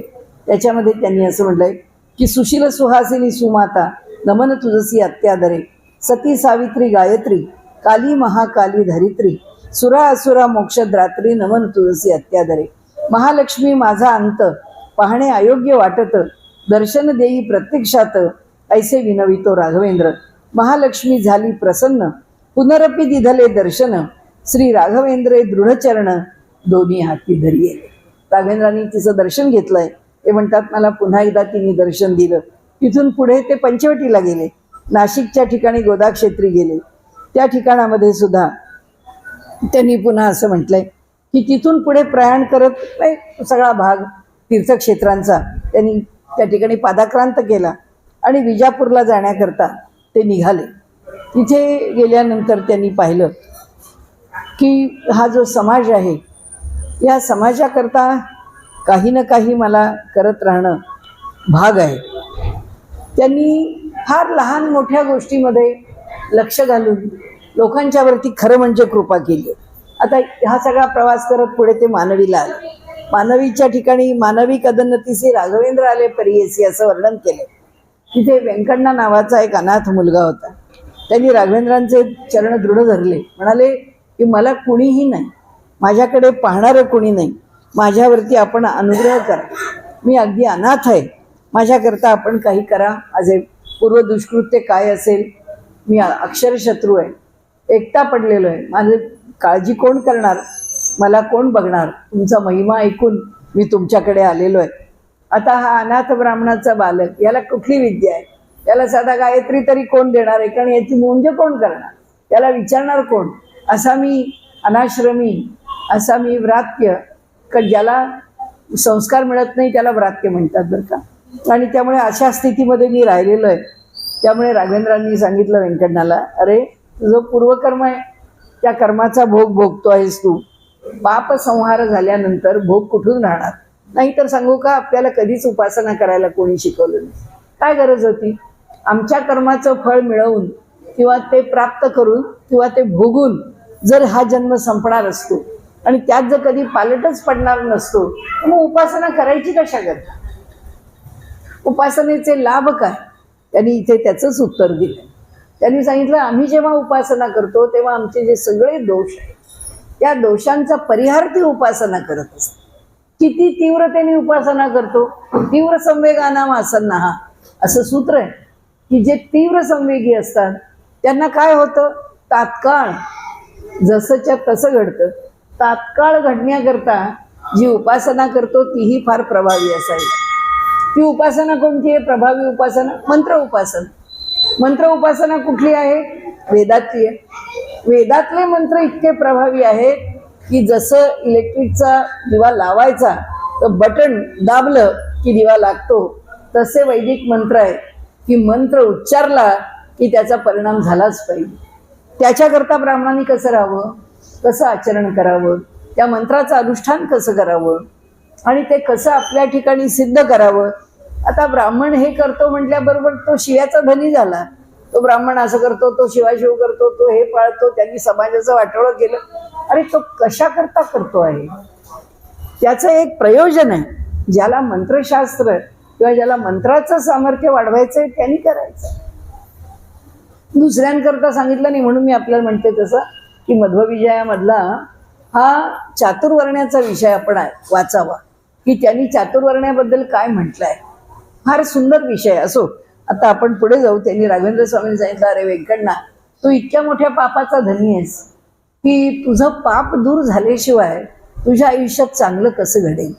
त्यामुळे एक लक्षात ठेव की आपलं पाप दूर होण्याकरता म्हणून तू सातत्याने तुझं कर्म करत राहा. आहे या कर्मामध्ये राहा. एक लक्षात ठेव, माझं स्मरण कर. तुझ्यावर जर कधी प्रसंग आला तर त्या प्रसंगामध्ये माझं स्मरण कर. आता घटना अशी घडली, हा काय बिचारा मुलगा, त्याला कोण विचारतंय. लोकांच्या 4 शेळ्या मेंढ्या घेऊन कुठंतरी राखायचं, दिलं कुणी काही खायचं तर शिळा भाकरीचा तुकडा खायचा, आपलं आयुष्य कसं तरी पुढे न्यायचं. हा असाच एका ठिकाणी आपली गुरं घेऊन फिरत होता. मसूद खान सिद्धी नावाचा नवाब अद्वानीचा, तर तो विजापूरकरांचा मांडलिक आहे आणि त्याचं ते सर्व राज्य आहे. त्या राज्यामध्ये खूप लूटमार करत असे, लोकांना खूप छळत असे आणि शिकारी करता म्हणून वनामध्ये जाऊन राहत असे. शौक ना या राजांचे शिकार करण्याचे. तसा तो वनामध्ये राहायला गेलेला होता. हा व्यंकण्णा त्या रानामध्ये गुरं चारत होता. त्याला बोलावलं कारण त्या नवाबाला एक पत्र आलं आणि त्या मसूद खानाने पाहिलं की याच्यात काय लिहिलंय आपल्याला काही कळत नाही. ते म्हणाले, हा मुलगा दिसतोय, याला विचारा, ब्राह्मणासारखा दिसतोय. तर त्याला बोलावलं, म्हणाले हे मला वाचून दाखव. तो म्हणला, आता मी काय करू, मी तर निरक्षर आहे, मला तर काही वाचता येत नाही, मी तर काही वाचू शकत नाही. तर त्यांनी त्यांना सांगितलं, हात जोडले, म्हणाले मी यातलं काही करू शकत नाही, मी निरक्षर आहे. तो आधीच क्रूर असेल नवाब म्हणला, खोटं बोलतोस आणि माझं पत्र तुला वाचून दाखवायचं नाही म्हणून मला सांगतोस मी निरक्षर आहे. त्यांनी सांगितलं, बोलवा रे त्या मस्त हत्तीला, त्या मधावर आलेला हत्ती आहे, त्या हत्तीला बोलावलं आणि त्यांनी सांगितलं, या मुलाला उभे करा पुढे. तो हत्ती त्याच्या सोंडेनी उचलला आणि देईल त्याला फेकून. त्यांनी त्या मुलाला त्या हत्तीने आपल्या सोंडेनी पकडला आणि आपल्या मस्तकावर बसवला. हा मुलगा म्हणाला, चला एकातनं तो वाचलो, जिवंत राहिलो. तो जिवंत त्यांच्या पाठीवर बसलाय हत्तीच्या. आता मसूद करणाला बरा याला सोडीन मी. त्यांनी सांगितलं, आता तिथं बसून ती चिठ्ठी वाचून दाखव मला काय आहे ती. तू चिठ्ठी नाही वाचून दाखवली तर तुझं मरण आहेच आहे. त्याबरोबर ती चिठ्ठी त्याच्या हातामध्ये दिली. चिठ्ठी बघितली. त्यांनी राघवेंद्र स्वामींचं आपल्या अंतःकरणामध्ये स्मरण केलं आणि स्मरणामध्ये तो म्हणाला की आता काय कराल, मी निरक्षर, कागद कसा धरायचा मला कळत नाही. तुम्ही स्मरण करायला सांगितलं, स्मरण केलं, पण कसं वाचवाल मला तुम्ही. आश्चर्य वाटलं त्याला. त्यालाच कळलं की हा कागद आपण उलटा धरणार, ही अक्षरं उलटी आहे. कागद सुलटा केला, त्याला ती अक्षरं वाचता आली आणि त्यांनी वाचून दाखवलं. त्या मसूद खानाचा विजयाचा तो खाली हे होता, लखोटा होता, त्याच्यामधला मजकूर पाहिला त्यांनी आणि त्याला असं वाटलं, अरे माझ्या विजयाची पत्रिका यांनी वाचली आहे. तो ओळखूनच आहे, या मुलाला काही येत नाही, या मुलाला वाचताही येत नाही, हे सगळं खरं आहे. पण त्यांनी सांगितलं, अरे तुझं धैर्य पाहिलं, या हत्तीने तुला उडवून सोंडेनी मस्तकावर बसवलं, तू बसलास, बसून तू तुझ्याकडून प्रयत्न करून ते वाचून दाखवलंस, आश्चर्य आहे म्हणाले. आणि तुला आता मी माझा मंत्री करतो असं म्हणून त्या बिचाऱ्या मुलाचं इतकं भाग्य पालटलं की तो मंत्री झाला आणि मंत्री होऊन त्या राज्यामध्ये वैभव भोगत राहिला. व्यंकण्णांच्या बरोबर एके दिवशी राघवेंद्र नदी किनारी गेले, हात जोडले. त्यांनी तुंगभद्रेला नमन केलं आणि तिला सांगितलं की मी थोडासा आता जाणीवेत आहे, मला माझी व्यवस्था काही करायची आहे. तर तुंगभद्रे, तू या माझ्या स्थानापासून लांबून वाहते आहेस, माझ्या जवळून व्हावं असं मी तुला विनंती करतो. आणि त्याप्रमाणे या भूमिभागाच्या 2 योजना तू जवळून व्हावीस. ते झाल्यानंतर एक कार्य पुरं केलं. आश्रमात आल्यानंतर त्यांनी सांगितलं की आता या आश्रमाच्या जवळचं स्थान आहे ते खणायला सुरुवात करा. त्याप्रमाणे ते खणायला सुरुवात केली. खणल्यानंतर त्याच्यामधून एक यज्ञकुंड निघालं आणि त्यांनी सांगितलं, व्यंकण्णा, हीच माझ्या वृंदावनाकरता पावन जागा आहे. याच ठिकाणी माझं वृंदावन बांधायचं आहे. आणि तुला पुन्हा एकदा सांगतो म्हणाले की हिरण्यकश्यपूनी त्याचा पुत्र जो प्रल्हाद आहे त्याच्याशी कितीही विरोध केला तरी प्रल्हादाने त्याच्या राज्यामध्ये खूप मोठा यज्ञ केलेला आहे. त्या यज्ञाचं हे कुंड आहे. द्वापार युगामध्ये पंडुपुत्रांनी, आपण मगाशी उल्लेख केला त्याप्रमाणे, की ज्या यज्ञामध्ये श्रीहरी राबत होता त्या ठिकाणचा जो यज्ञ आहे तोही यज्ञ ह्या स्थानावरती झालेला आहे. आणि म्हणून म्हणाले की त्या यज्ञाचा सोडलेला निर्बंध अश्व आहे तो अश्व म्हणाले अनुसाल्वानी पकडला आणि अनुसाल्व अर्जुनाच्या बरोबर युद्ध करण्याकरता उभा राहिला. तर त्यावेळी अनुसाल्वाला कुठल्याही प्रकारे पराजित करता येईना. अर्जुन म्हणाला, आश्चर्य आहे, माझ्यासारख्याला ह्याला पराजित करता येत नाही, असं का व्हावं, असं का घडावं. त्याबरोबर श्रीकृष्णांनी सांगितलं, अर्जुना, पुष्कळ तुझी वाट पाहिली, आता तुला सांगतो की कोणत्याही युक्तीने तो ज्या जागेवर उभा आहे तिथून त्याला हलव. कारण तो ज्या जागेवर उभा आहे ती यज्ञकुंडाची जागा आहे. या जागेवरती तू त्याला पराजित करूच शकत नाहीस. त्याप्रमाणे त्याला हलवलं. म्हणजे अर्जुनाने त्याच्यावरती असे प्रहार सुरू केले, त्याला त्या स्थानावरून बाजूला जावं लागलं आणि मग त्याचा पराजय झाला आणि अश्वमेध पुरा झाला. म्हणाले, त्यामुळे माझ्या वृंदावनाकरता हीच भूमी योग्य आहे. आता त्या ठिकाणी जे स्मरण त्यांना मिळालं होतं की आता आपल्याला जायचं आहे आणि आपण ह्या ठिकाणी देवीला आवाहन करायचं आहे, तिने यायचं आहे आणि ती आपल्या मंत्रालयांबिका म्हणून सगळ्यांना संरक्षण देण्याकरता तिथे स्थापन होणार आहे. म्हणून त्यांनी तिला स्मरण तिचं केलं. खूप सुंदर स्तोत्र त्यांनी इथे लिहिलं आहे. मी फक्त एकच श्लोक वाचते त्याचा. प्रणतश्च तथा मूर्ध्नी तव देवी सुरेश्वरी त्राही माम पद्मपत्राक्षी सत्या भव स्वनः शरणं भव दुर्गे शरण्ये भक्तवत्सले. अशी स्तुती करून त्यांनी ती अंबिका प्रकट झाली. तिने सांगितलं, तुझ्या मस्तकाच्या ठिकाणी म्हणजे महाद्वाराच्या ठिकाणी जे श्रेष्ठ असं स्थान आहे, अशा तुझ्या त्या वास्तूच्या मस्तकी मी तिथे जाऊन थांबणार आहे, राहणार आहे, निवास करणार आहे. तिथे मेष मस्तकाची स्थापना कर, जिथे कधीही असुरी शक्ती आत येऊ शकणार नाही. आणि त्याप्रमाणे त्या ठिकाणी ती स्थापना झाली. तीर्थयात्रा करीत आता त्यांचं मोठेपण ऐकलेले, आता ही सगळी एका बाजूनी वृंदावन प्रवेशाची तयारी चालली, दुसऱ्या बाजूनी प्रवास चालू आहे. उडुपीमध्ये राघवेंद्र स्वामी आहेत हे कळलं तेव्हा समर्थ रामदास स्वामी त्यांना भेटायला गेले आणि उडुपीमध्ये त्या दोघांची भेट झाली. आणि समर्थांचा आणि रामदास स्वामींचा, दोघेही असे संन्यासीच, 3 दिवस फक्त एका स्थानावरती राहिले आणि त्या दोघांनी मिळून चर्चा केली. त्या ठिकाणाहून रामदास स्वामी पुढे निघाले. राघवेंद्र स्वामींनी ज्येष्ठी पौर्णिमेच्या दिवशी सौम्य नामे तिथे त्यांनी म्हटलंय की संवत्सरासी राघवेंद्र सांगती शिष्यासी अनुपम चरित्रे भक्तांची. ती चरित्र शिष्यांना सांगत असताना तो अकस्मात पाहुनी वर राघवेंद्र करीती नमस्कार. शिष्या वाटले आश्चर्य थोर, कारण पुसती स्वामीला. म्हणाले, का वर बघून नमस्कार केला तुम्ही, काय झालं. तेव्हा राघवेंद्रांनी सांगितलं, कृष्णद्वैपायन भक्तवर.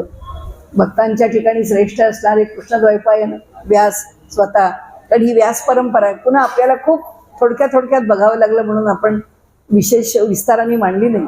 हा हंस नावाचा संप्रदाय आज सर्वांच्या ठिकाणी सनत कुमारांनी त्याला पुढे आणलेलं आहे. त्याच्या मुळाशी ब्रह्मदेव आहे. सगळ्या उपासनांच्या असो, त्या सगळ्याची पुन्हा आता चर्चा नको. परंतु आता व्यासांनी स्मरण देण्याकरता म्हणून त्यांना दर्शन दिलं. ते करीती वायुविहार विमाना माझी बैसोनिया. करीत विहार येथे झाले येथवर आणि दिलीचे आठवण वृंदावनी बैस म्हणून. मला ते माझ्याकरता एवढ्याच करता आले तिथे, तुम्ही वृंदावनात बसावं, आता माझा कार्यकाल संपलेला आहे. आपल्या पूर्वाश्रमीचा जो मोठा भाऊ आहे त्याच्या नातवाला बोलावून घेतलं. व्यंकण्णाचार्य असं त्यांचं नाव आहे. तो प्रपौत्र त्यांचा अतिशय विद्वान आहे, त्याला संन्यास दिला आणि त्यांचं नाव योगींद्र असं ठेवलं. अधिकाराची कागदपत्र योगींद्रांच्या नावाने केली आणि राघवेंद्रांचे उत्तराधिकारी म्हणून त्यांनी योगींद्रांना नेमलं. आता माधवार नावाचं गाव जे आहे ते मंत्रालयापासून जवळ आहे. त्या ठिकाणी जी शिळा आहे, त्या यज्ञाच्या काळामध्ये आणलेली जी पवित्र शिळा असेल, ती जी शिळा होती ती कशी होती, तर त्या ठिकाणी प्रभू रामचंद्र आलेले होते आणि प्रभू रामचंद्रांच्या पदस्पर्शाने पावन झालेली शिळा होती आणि म्हणून त्यांनी सांगितलं ती शिळा घेऊन या आणि त्या शिळेतून हे वृंदावन बांधा. आणि म्हणून रामाच्या पदस्पर्शाने पावन झालेल्या शिळेमधून तिची विशेष योजना करून वृंदावनाकरिता सर्व लोक घेऊन आले आणि त्याप्रमाणे त्यांच्या आज्ञेने व्यंकटनांनी ती आणलेली जी पावन शिळा आहे ती वृंदावन निर्मिण्याकरता वापरली गेली आणि सुरुवात झाली. कारागिरांनी राघवेंद्रांनी सांगितलं त्याप्रमाणे वृंदावन तयार केलं. श्रावण वद्य द्वितीयेला विरोधी नाम संवत्सराच्या दिवशी राघवेंद्र स्वामी त्या वृंदावनामध्ये प्रवेश करते झाले. आता वृंदावनात प्रवेश केल्यावर मी कसा बसणार, त्याच्यावर 1200 शाळीग्राम ठेवायचे वगैरे वगैरे, जो सगळा विधी त्या वृंदावनाचा आहे तो सगळा त्यांनी सांगितला आणि त्याप्रमाणे सगळे शोकसागरात बुडले. म्हणाले घाबरू नका, काळजी करू नका, मी वृंदावनात बसलो म्हणजे मी गेलो आहे असं मुळीच नाही. म्हणजे मी राहीन अहर्निशी तव सन्निध बालका. व्यंकटनाला पण त्यांनी सांगितलं मी तुझ्या जवळच आहे, जी का जागा वृंदावनीसी अंबिकेने कथिली म्हशी, मी धारीन योग मुद्रा सोडीन भवसमुद्रा. म्हणाले मी कुठल्याही प्रकाराने हा देह सोडून जातोय, ही योगियांची निद्रा, मी तर योगी आहे, ही मी ह्या स्थानावरती घेतली आणि माझं काम आहे.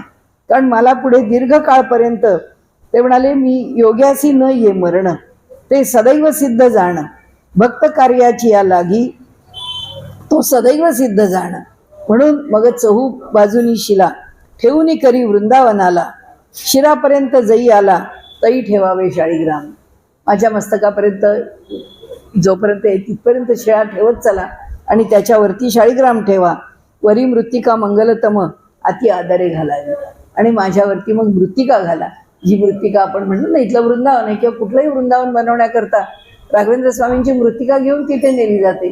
ती त्यांच्या देहावरची मृत्तिका आहे, ती कधी संपली आहे का, किती वेळा नेली तरी तिथे ते आहेतच साक्षात. मृत्तिका ही तशीच साक्षात चिरंजीव आहे. म्हणाले असो श्रावण प्रतिपदेसी राघवेंद्र करीती पूजेसी, 1200 शत शालिग्रामासी महाभिषेक केला असे. त्या 1200 शाळीग्रामांना अभिषेक करून त्यांनी आपल्या इथे वरती स्थापन करायला सांगितलं. मृत्यू सोहळा आहे की नाही, आपल्याच मृत्यूचा सोहळा आपणच करायचा. ते स्वतः बसलेले आहेत, सगळे विधी होत आहेत, शाळीग्रामांची पूजा होतीये, मृत्तिका आणली जातीये, ते दगड आणले जात आहेत, त्याच्यावर शिळा स्थापन केल्या जात आहेत, बघताहेत. हा जो भाव आहे हे जगाच्या पाठीवर कुठेही आपल्याला बघायला मिळणार. हा एकच देश असा आहे ज्याच्यामध्ये असे सत्पुरुष जन्माला येऊ शकतात.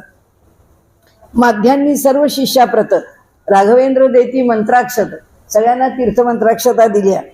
तद्वत मूल रामाचे तीर्थ अघनाशन जे असे, नंतर भक्तासी भोजन करविती स्वामी प्रेमानं, सगळ्यांना आग्रह करून जेवायला घातलं. अरे पंक्तीत स्वये जाऊन प्रेमी आग्रह केला असे. संवत्सर विरोधी कृत श्रावण वद्य द्वितीय प्रत, वृंदावनी प्रवेशत सर्वांसमक्ष राघवेंद्र. सगळी जी नाटकं आहेत ना आजकालची अंधश्रद्धा निर्मूलनवाल्यांची, हे काही आत्महत्याचं आहे, हे ना काही हेच होत नाही, हे सगळे अंतःकरणाने म्हणजे खचलेले आहेत, ज्यांना डिप्रेशन आलेलं आहे, यांनी स्वतःचा आत्मघात करून घेण्याकरता, हे अत्यंत दुःखामुळे अशा गोष्टी करता. काय वाटेल ते आरोप आहेत. उघड समाधी आहे, तुमच्या समोर बसतोय, तुमच्या समोर लिंपून घेत, कुणी नाही घेतली. अहो त्या 2 मुलांना चिडलं तरी इथपर्यंत आले तरी मुलं हसत होती आणि त्या मुलांनी सांगितलं देशाकरता मरतो आहोत, आम्हाला काय भीती आहे. माझ्या तर सद्गुरूंनी सांगितलं तुम्ही उघडच बघा, वृंदावनात सुद्धा प्रवेश करत नाही. उत्तर काशीमध्ये बसून राहिलेले होते, सांगून ठेवलं होतं की 3 दिवस बघत राहा, समाधी कशी सिद्ध होत असते ते बघा डोळ्याने, आणि समाधी झाली कशी पूर्ण तेही डोळ्यांनी बघा. अहो एकापेक्षा एक मोठे सत्पुरुष आहेत. ते नेहमी म्हणतो ना आपण, मल्ल भये अतिमल्ल भये. कुणी मोठे एकापेक्षा एक मोठे, कुणी कमी नसतात. इथे त्यांनी सांगितलं राघवेंद्र स्वामींनी सगळ्यांना आपल्या डोळ्यासमोर आपली समाधी दाखवली आणि आपला जीवन अवतार संपवला. आणि त्यांनी सांगितलं की तुम्ही काळजी करू नका, मी ह्या वृंदावनामध्ये बसलेलोच आहे आणि त्यामुळे तुम्हाला जेव्हा केव्हाही माझ्याकडे यावंसं वाटेल, मला काही मागावंसं वाटेल, तर तुम्ही मला जरूर मागा, कारण मी जिवंत आहे, मी तिथंच आहे. आणि भक्त काम कल्पद्रुमा असल्यामुळे मनात आलं ते तुमच्याकडून मला काही नकोच आहे. त्यांचं चरित्र या दृष्टीने वेगळं पाहण्यासारखं आहे की त्यांना आवडत नाही दुसऱ्यांनी माझ्याकरता काही फार कष्ट घ्यावेत, त्यांना मान्य नाही. ते फक्त त्याच्या पापनिवृत्तीपुरते त्याला कष्ट करायला लावतात की झाली तुझी पापनिवृत्ती एवढ्या कमीत कमी मध्ये होत. पाप किती केलाय आपण कोणाला माहिती, पण त्यांच्या कृपेने आपल्या पापनिवृत्ती करता ते थोडी सेवा करून घेतात, थोड्या सेवेत फळ देत. आपण कल्पना करू नये, आपण खात्री बाळगावी की आपण जेवढं केलंय त्याला फळ मिळालंय. याचा अर्थ असा की ह्याच्यात 10 पट आमचं बिघडलेलं होतं, त्यातल्या 1 पटावरती त्यांनी आम्हाला सोडलेलं आहे. ती त्यांची कृपा आहे की आम्हाला मिळतंय आमच्या मनाप्रमाणे, ते आम्ही केलंय म्हणून नाही मिळतंय. हे जे आहे ते त्यांच्या कृपेचं फळ आहे. थोडी जाणीव देता येत आम्हाला. बस सांगण्याचा आता एकच कथाभाग त्यांच्या स्मरणाचा घेऊन आपला विषय आपण संपवूया. तो भाग असा की त्यांनी जेव्हा ते समाधीस्थ झाले, त्या समाधीमध्ये असलेले राघवेंद्र स्वामी कैक वेळा कैकांना दिसतात, कैक दिसतात, दत्तात्रेय दिसतात. दत्तात्रेयांच्या परंपरेमध्ये असणारे श्रेष्ठ श्रेष्ठ संत सत्पुरुष साक्षात दत्तात्रेयांचे अवतार लोक पाहतात, त्यांचं दर्शन घेतात. सांगण्याचा हेतू असा आहे की हे सगळे ही योगियांची निद्रा आहे, हे सगळे चिरंजीव आहेत. आणि जेव्हा ईस्ट इंडिया कंपनीने या ठिकाणी भारतातली सगळी संस्थानं खालसा करायची ठरवली, त्यावेळी मद्रास प्रांतामध्ये कंपनीचा अंमलदार थॉमस मुनरो नावाचा होता. त्यांनी बेल्लारी जिल्ह्यामध्ये त्याचा अधिकार चालत होता. त्यांनी सांगितलं की मंत्रालय या जिल्ह्यात आहे, तर ह्या संस्थांचं सगळं उत्पन्न काढून घ्या आणि हे संस्थानसुद्धा आता नष्ट करण्याच्या दिशेने पुढे या. त्यांनी सांगितलं आमच्याकडे उत्पन्नच काय, तुम्ही ते घेऊन करणार काय? पण ते म्हणाले ते काही नाही, हे संपवायचंच आहे, आम्हाला ही सगळी संस्थानं खालसा करायची आहेत, त्याप्रमाणे हे संस्थान जप्त करावं आणि त्याचं जे काही अल्पस्वल्प उत्पन्न असेल ते सगळं आमच्या इथे सरकार दरबारी जमा करावं. आता त्याप्रमाणे त्यांनी सांगितलं आता काय करावं. आता तो अधिकारी मुनरो आपल्या अधिकाऱ्यांच्या बरोबर तिथे आला. त्यांनी हॅट पादत्राण काढून ठेवलं, पुढे आला, वृंदावनाच्या जवळ आला, त्यांनी नमस्कार केला. सगळे तर हैराण होते बिचारे सेवेकरी. ते म्हणले आता हे काही राहत नाही, आपलं मंदिर, आपलं काही हे स्थान काही टिकत नाही. तर आश्चर्य असं की राघवेंद्र स्वामी स्वतः वृंदावनातून बाहेर आले आणि त्याच्याशी चर्चा सुरू झाली. त्या दोघांची सगळे लोक ऐकतायत, त्यांना या मुनरोचं बोलणं ऐकू येत होतं. योग्य ते बोलतोय, आपल्या विषयाचंच बोलतो आहे. काही काळपर्यंत चर्चा झालेली लोकांनी ऐकलं. मुनरो चर्चा करतोय, कुणाला काय सांगतोय ते कळे ना, म्हणाले कंपनीचा हुकूम आहे तसंच बोलतो आहे, पण तरीसुद्धा काही समजत नाही. आणि शेवटी त्यांच्या हातामध्ये जेव्हा प्रसाद आणि मंत्राक्षदा दिसल्या, लोकांना आश्चर्य वाटलं की समोर कोणी दिसत नाही पण ह्याला मात्र प्रसाद आणि मंत्राक्षदा मिळाल्या आहेत. त्या मुनरोनी त्या शिरावर धारण केल्या, तो प्रसाद ग्रहण केला आणि त्यांनी सांगितलं की हे संस्थान काही मी खालसा करू शकत नाही, हे सगळं स्वरूप फार वेगळं आहे आणि याच्या संबंधीची हकीकत आहे. हा काही सांगितलेला किंवा काहीतरी असा उगीच चढाव बढावा असा चमत्कार नाही आहे.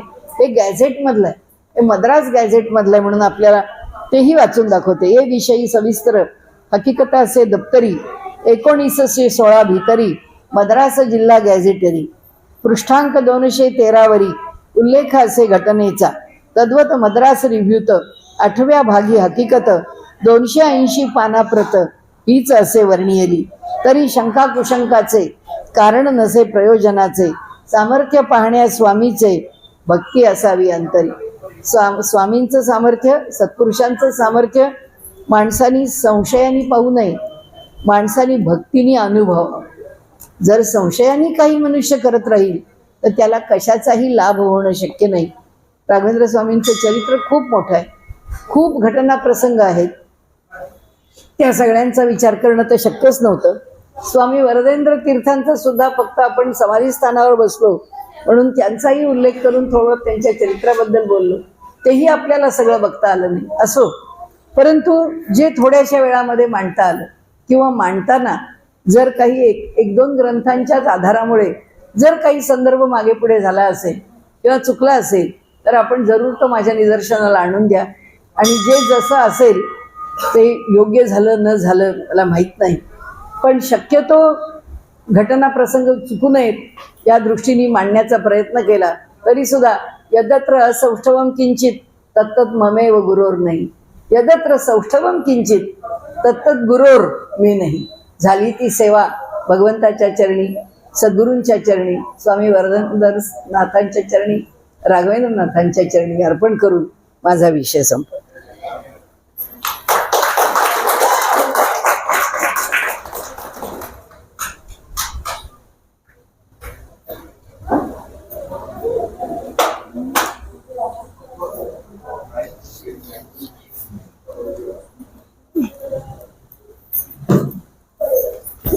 ओम श्री राघवेंद्राय नमः. ओम श्री राघवेंद्राय नमः.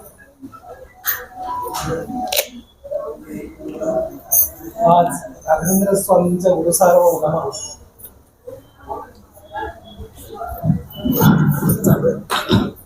चल वर्धंती महोत्सव निमित्त ताईंचं आज प्रवचन म्हणण्यापेक्षा ताईंचं नेहमीच ज्ञानयज्ञ चालू असतं, पण माझ्या मते वर्धेंद्र स्वामींच्या मठामध्ये पहिल्यांदाच मिळाले आज योग आलाय.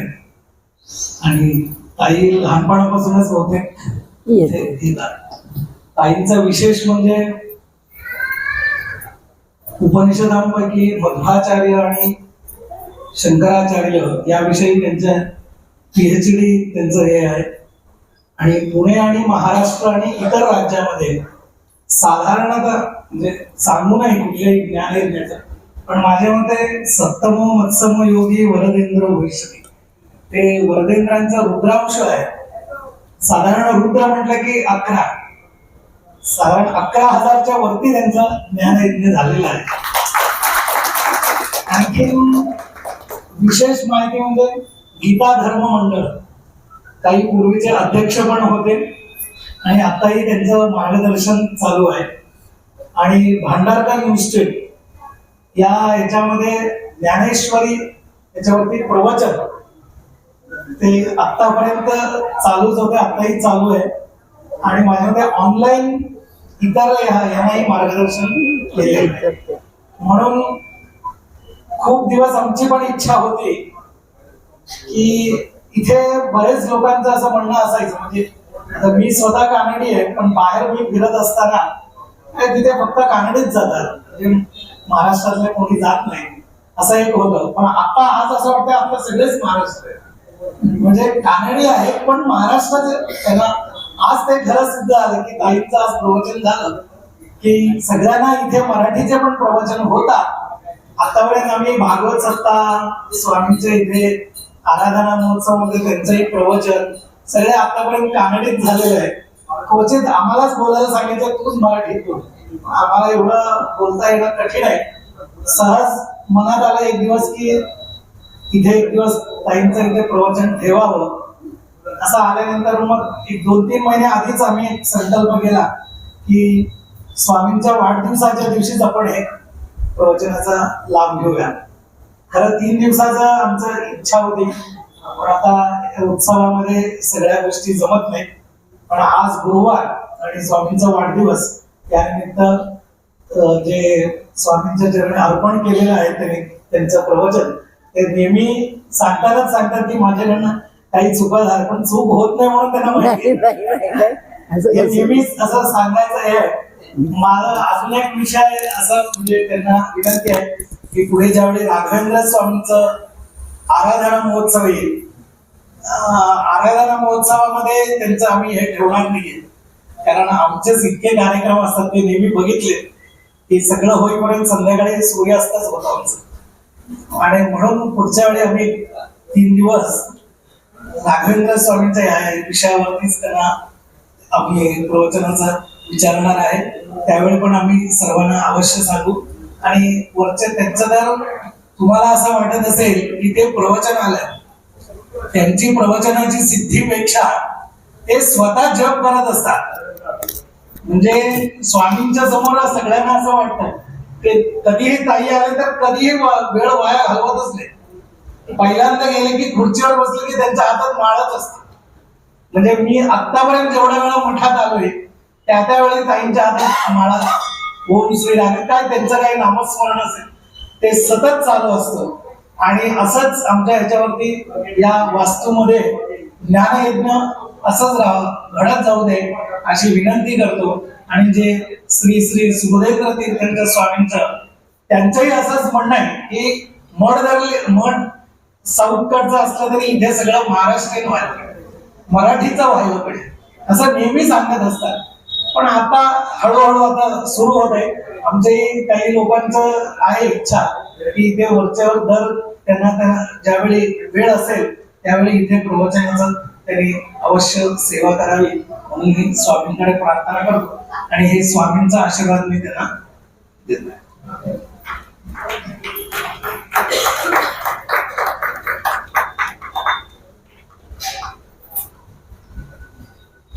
गुरुवादिध्वान्तरवे वैष्णवेन्द्रीव श्रीराघवेंद्र पहिल्यांदा ठीक आहे पण दरवेळी नाही घेणार. हे त्यांनी पाठवलं. नाही पाठवलंय. ये मला घाल अंगावर.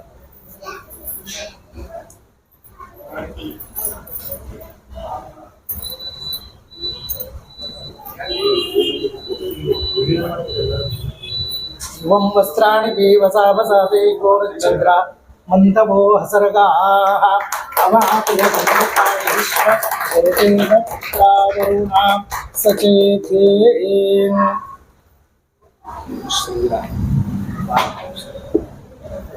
स्वामींच्या ह्याच्याने एक वाक्य आहे.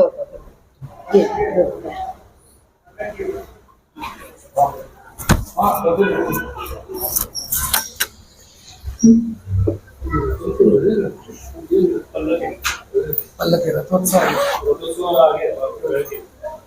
त्याच्यानंतर सकाळी रथोत्सव झालेला आहे तर फक्त पल्लकोत्सव आणि अष्टावधान स्वस्ती वाचलेला आहे.